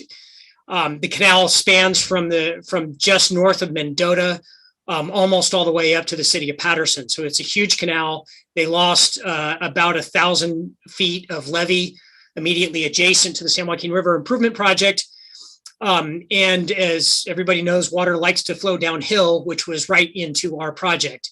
It inundated our project, overtopped some of the drains, and ended up in the Grassland Bypass project, discharging to the San Joaquin River. There was not really a selenium spike associated with this discharge since it was fresh irrigation water, but it had to go somewhere, and that somewhere was largely into the Grassland Bypass project. The other relevance of this project, or this graph, is demonstrating the control of our irrigation drainage in that the blue spikes are discharge from the grassland drainage area through Site A into the San Luis Drain. And really what is key here is that when we get rainfall events shown by the red vertical lines, once we reach a point of saturation, we get too much rainfall, we have to discharge. But as soon as we get control of that, that discharge stops. So most of these span a period of 10 to 14 days. Some of them are even less than that. As soon as we're done with the discharge, as soon as we have control and we're no longer at risk of uncontrolled ponding, we shut off the discharge and do what we can to manage the rest of the residual water internally. Did that address your question? Yes, it did. Any other questions? Next slide, please. So Ashley's presentation pointed out that we received a 13267 order to provide a certain data that we had available to us regarding water column selenium and fish tissue and invertebrate selenium data. So we provided that report in July of 2021. It covered all of the available selenium and fish and invertebrate selenium data spanning from a period of 1992 to 2019. In addition, based on comments that we heard at the 2019 order hearing, we decided to do additional sampling for invertebrates in 2020 and in 2021. The 13267 report did a comparison of fish muscle selenium data to human health thresholds, as well as a summary of water column selenium data, most of which you've already seen earlier today. Next slide, please. On the fish and invertebrate side, there was a lot of data, more than 4,000 whole body fish results, including 600 fish muscle results, almost 800 invertebrate samples, and 422 aquatic insect samples. Next slide, please. On the fish tissue side of things, we had, actually in focusing on the additional sampling we did, the 2020 invertebrates captured another 20 aquatic insects and 5 invertebrates, and 14 whole body fish samples, including 2 shrimp. The results of both the fish and invertebrate samples did indicate a reduction in selenium exposure. Next slide, please. So the next couple of graphs are going to get into the human health comparison. So I want to kind of refresh everybody's memory about where we're talking. The San Joaquin River fish sampling area covered what's shown on the graph as the purple line, spanning from Site N at Crow's Landing down to Site G upstream of Mud Slough at Highway 145. And then the Mud Slough fish sample area spans from just before the San Joaquin River all the way back to Site C, which is upstream of the San Luis Drain. Next slide, please. Okay, this graph shows the fish muscle tissue selenium results. The biologist wanted me to remind everybody that this is fish muscle tissue, not just whole body results. So there is it is a portion of the fish data available, but it's only the fish muscle is relevant for human health comparison. The human health thresholds are a little bit confusing to the layperson, or at least they were to me. It's broken down into zones of whether it's safe for a grown adult to consume a certain number of 8-ounce servings of fish per week. So in the San Joaquin River, for the most part, the bottom line is more than 90% of the fish muscle results were safe for a human adult to eat 7 days a week, which indicates that there's not a substantial human health concern in the San Joaquin River as far as selenium is concerned, at least for the portion of the San Joaquin River that we tested. Next slide, please. This is the same data moving upstream into Mud Slough, and there, as one would expect, there's more selenium in Mud Slough, so there's more selenium in the fish muscle in Mud Slough. However, Mud Slough is a much smaller water body, and there's much fewer fish of game fish of sufficient size to actually test the muscle tissue. The vast majority were safe for 4 servings per week. We did have some that were in the 2 servings per week limit zone. We didn't have any up in the next zone where it would be unsafe to consume more than 5 servings or less than 2 servings per week. Since the 2013 sample event, the sampling crews have not collected fish of sufficient size or type for fish muscle analysis. So we're not seeing a lot of big fish in mud slough, which I guess the biologists tell me that's not much of a surprise. Next slide, please. So the 13267 report did include all of the selenium data that we've collected over a very long period of time. So there was a lot of data. In addition to the water column, we've been asked by NMPS and other agencies to attempt to collect particulate selenium, which is a little bit challenging to collect. It's taken us a little while to figure out how to make that collection. We think we've got a process for that, and we're going to make our first attempt of collecting particulate selenium in the spring of 2022. And I think the next slide is our contact information. That's pretty much all we have for this part of the presentation, unless there's any questions. And if there are any questions, I just wanted to close a little bit, but I'll see if you have any questions. Do we have any questions from board members to our presenters? Okay, go ahead, please, David. Yeah, just briefly, I mean, this, as I think you see from this presentation, and this is a very brief history of the bypass project, but it's been an enormous effort with a lot of resources and expenses going into it, but a lot of effort, not just on behalf of the grassland area farmers, but also on behalf of the environmental community. We've worked very closely with them. The environmental defense, through plowing new grounds, really came up with the blueprint for what we implemented, but we've worked with other environmental interests as well. I hope he doesn't, Gary Bobker I worked with quite a bit. We've worked with Contra Costa on salt issues. We're willing to work with whoever is willing to come to the table and work constructively to try and address whatever issues might be out there. When the split tail issue came up at the last board meeting in December, and that first was news to us, keep in mind this was fish that were collected in 2011, when our loads and discharges were significantly greater than they are now. We took it very seriously and met with the regional board staff, with the environmental interests, and with the researchers to understand what more data we need to come up to understand what do we need to collect. We collected that in 2020 during the pandemic, which was very difficult to do those sampling and collect that, but we take this seriously. We feel like we've built a reputation of addressing and solving these problems. We'll continue to do that moving forward. We're going to continue to work with the regional board, with the environmental interests who are willing to work with us and try and solve problems. And that's just the commitment. I think we've shown that over time, and we'll continue to do that on all of the issues coming forward and dealing with this stormwater program. There's new challenges, but we're going to have trade-offs going forward on how to address all of the competing interests that go forward and meeting the needs of the regional board and all the communities. So that's all I have. Thank you very much. All right. Thank you very much, David. And I appreciate the presentation done by our staff, Ashley Peters, as well as Chris and yourself. And from what I saw in your presentation with the selenium issue over a period of time, all the way through even to the problem with the fish and the split tail, there has been a significant improvement. So it's always good when we can see those things. And I certainly know that there's a concerted effort on your part and the group you work with to show that progress and try to make headway. So appreciate your presentation and thank you very much. Any other comments from the board? No, I'd like to thank you too, David and Chris. That was a great presentation, a lot of data to summarize. I am curious about one thing you mentioned. You said that over $200 million have been spent on this, and it's good to see positive results.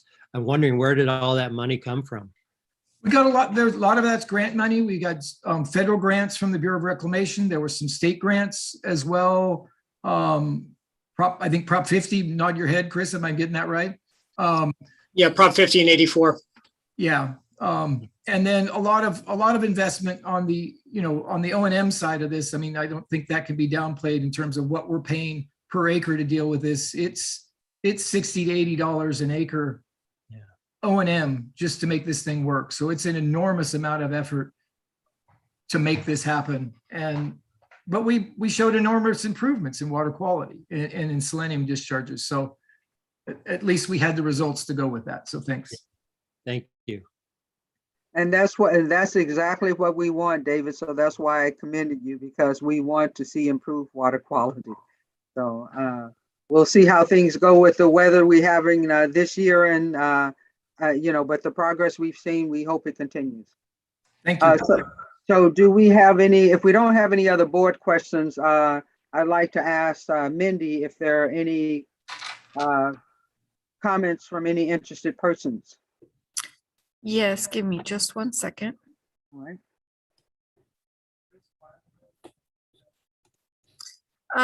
We have Tess Dunham and Joe McGann.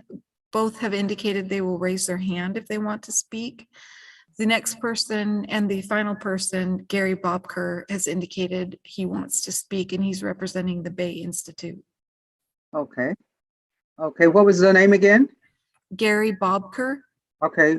Gary, are you, Jean, would you unmute Gary so he can speak? Yes, Mr. Bobker, you're free to speak. Great. Thank you, Chair Kadara. By the way, I requested 5 minutes. I've been involved in the project for quite a bit, so I want to cover a few things, if that's okay with you. I would say so, it's okay. With your indulgence. I'm sorry? Yes, I said it's okay. Please go ahead. Say again? You're going in and out. Thank you very much. The 5 minutes is okay. Great, thank you. So Madam Chair and members of the board, my name is Gary Bobker. I'm a program director at the Bay Institute.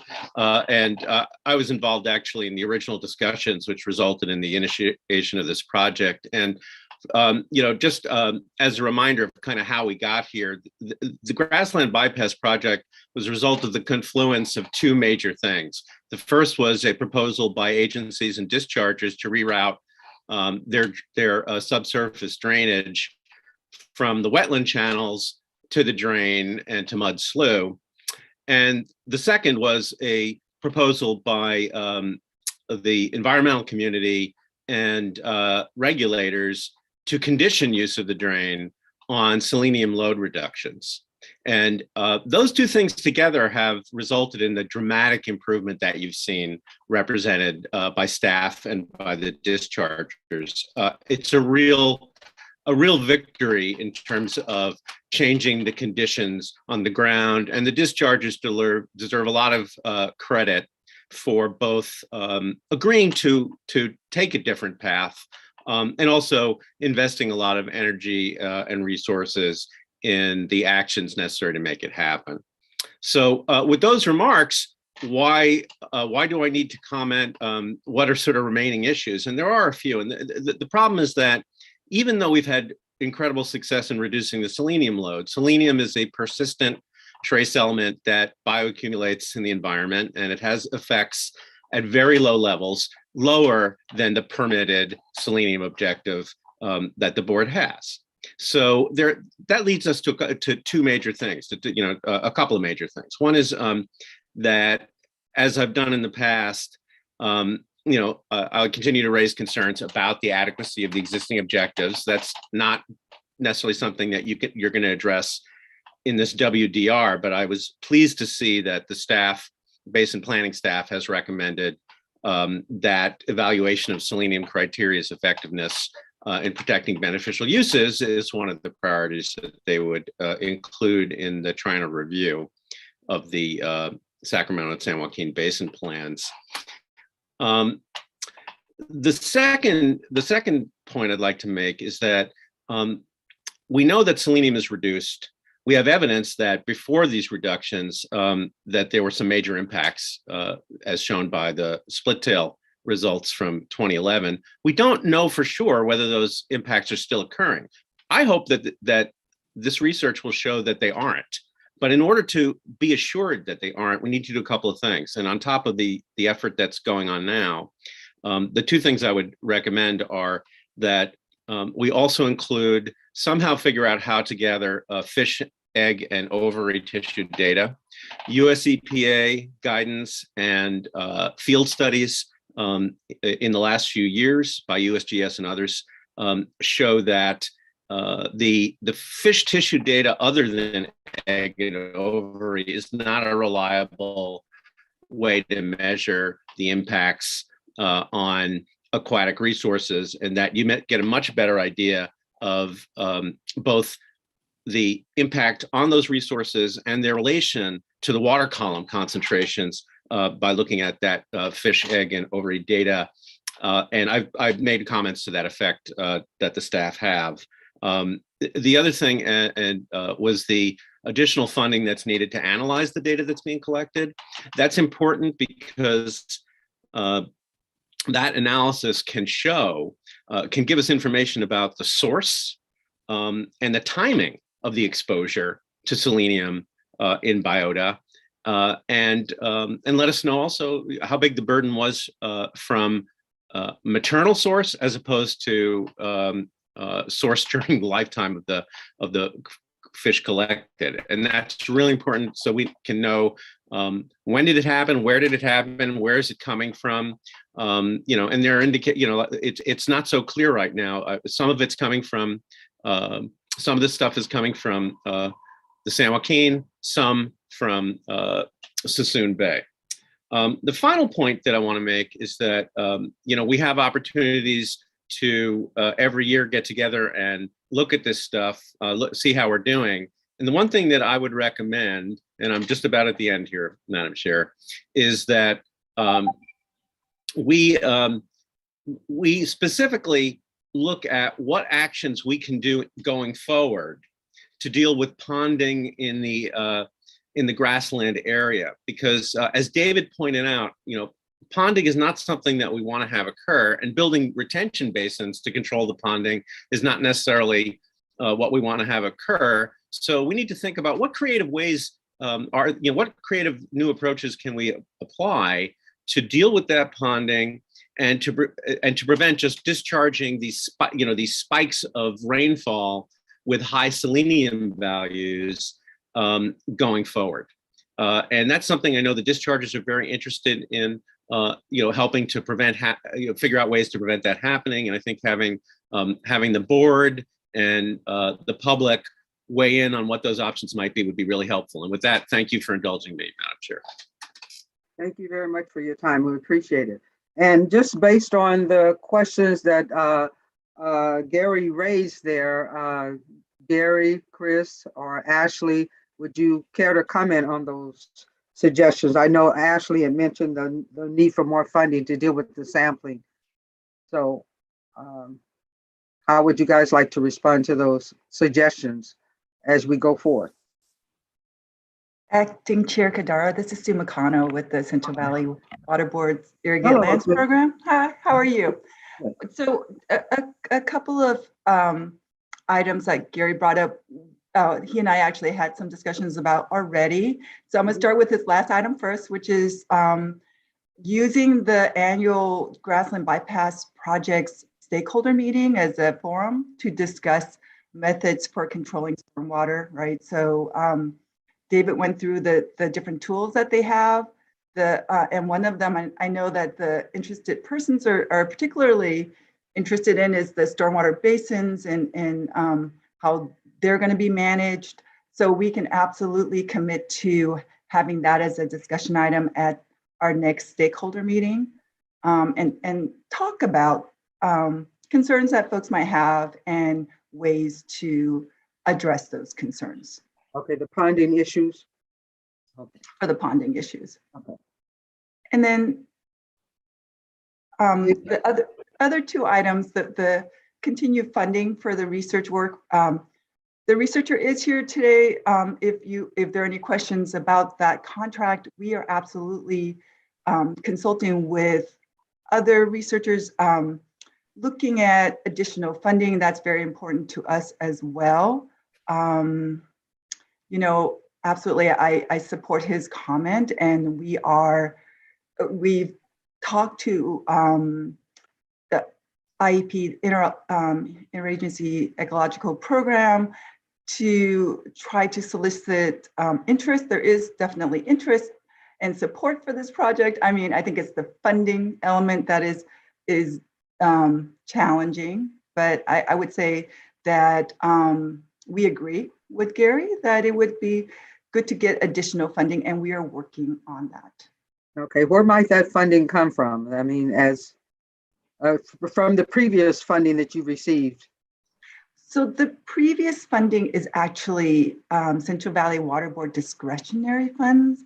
Okay. And we do have very limited resources, but because of the importance that we place right on this research, we funded that effort ourselves. Okay. All right, well, thank you for stepping in and responding to those questions. And thank you to all of the panelists, I mean, the presenters. Do we have anybody else that would like to speak, Mindy? If we don't? No, we do not have anybody else. Okay, all right. Thank you very much, Sue. Good to see you. I don't see any hands raised. Okay. Okay, any more discussion from the board on this item?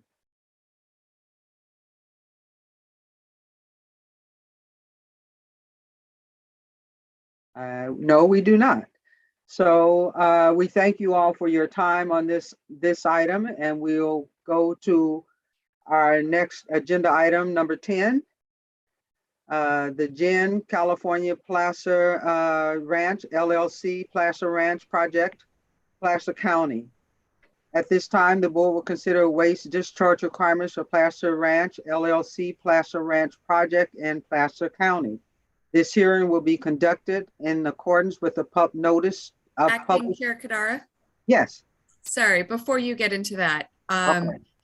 this is the item that we're going to need to continue at this time because we don't have a quorum. Okay. So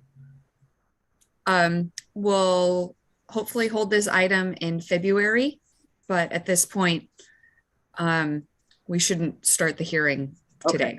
So if I could, to kind of describe the situation that we find ourselves in, board member Avdis may have a potential conflict with one of the persons involved in the permitting action. So since we only have Denise, Mark, Sean, and Carmen, Denise, Mark, Sean, here today, and we can't proceed if Nick is not participating in the board meeting. There may be a possibility to have Carmen participate later on in the afternoon, but I am still trying to make that arrangement. Really the question then becomes, board member Yang, you will be departing, correct, from the board meeting?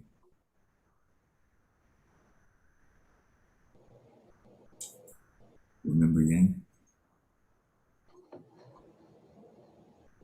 Hey, Patrick, what was the Yes. question? Departure, come again? How late can you participate in the board meeting? Well, if I'm allowed to be on my phone, I would say about 3:30.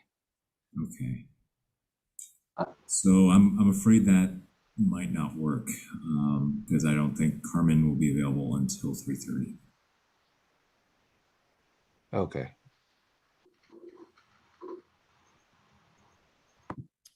So unfortunately, it looks like we do not have a quorum to take action on item number 10. Okay, and we've made contact with the other parties regarding this change.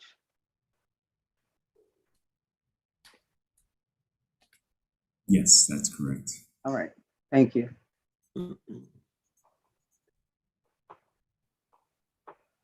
Okay, so then we will have this scheduled for our February meeting, is that? I think that's the best we can do, unfortunately. Okay. Does that result in some undue burden on the Placer Ranch folks? They're here and can speak to that. Good afternoon, Member Bradford. Thank you for the question. My name is Kate Hart and I represent Placer Ranch. It is difficult for us because it will delay the project. And I almost more importantly, but certainly as importantly, your staff has been working on this permit for over a year now. So I hate to see their work delayed.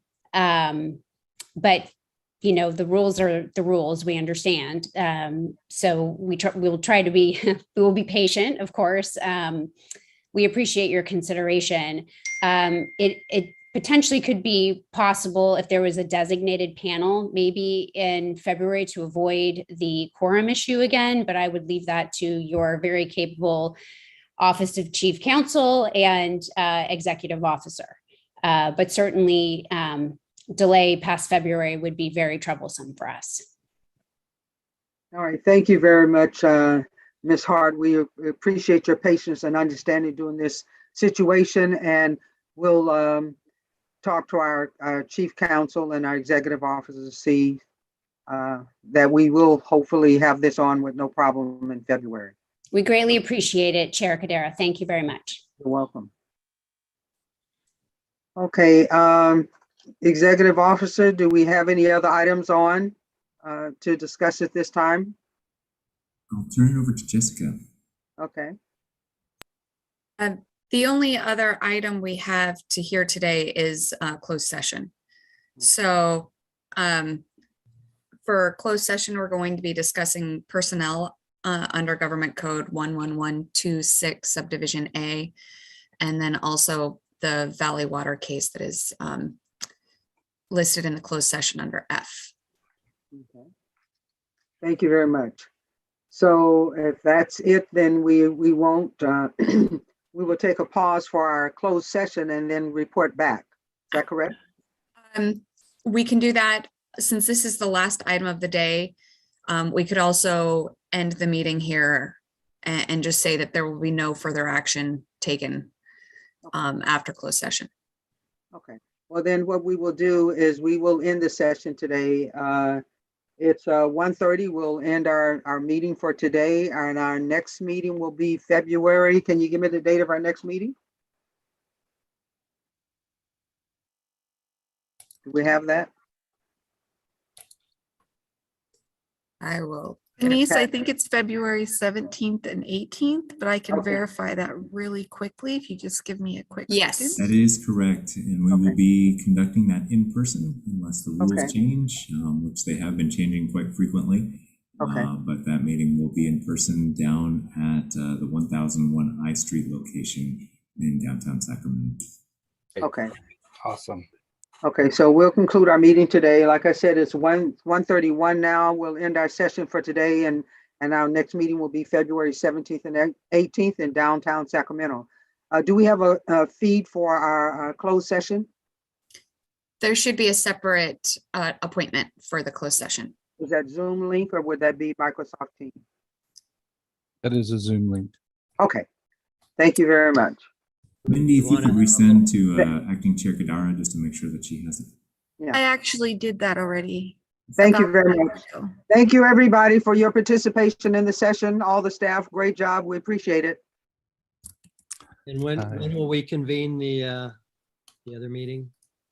It's The closed session will happen, if you all have your Zoom link, we'll go right into our closed session now. Okay. So my understanding is we get on closed session before Patrick. Well, first, and then Patrick gets in later, right? No. We're going to Let's just have everyone start the closed session for now, and I'll do my litigation item first. But just everyone go over to the closed session. Sure. End this. Thank you very much. Thanks. All right.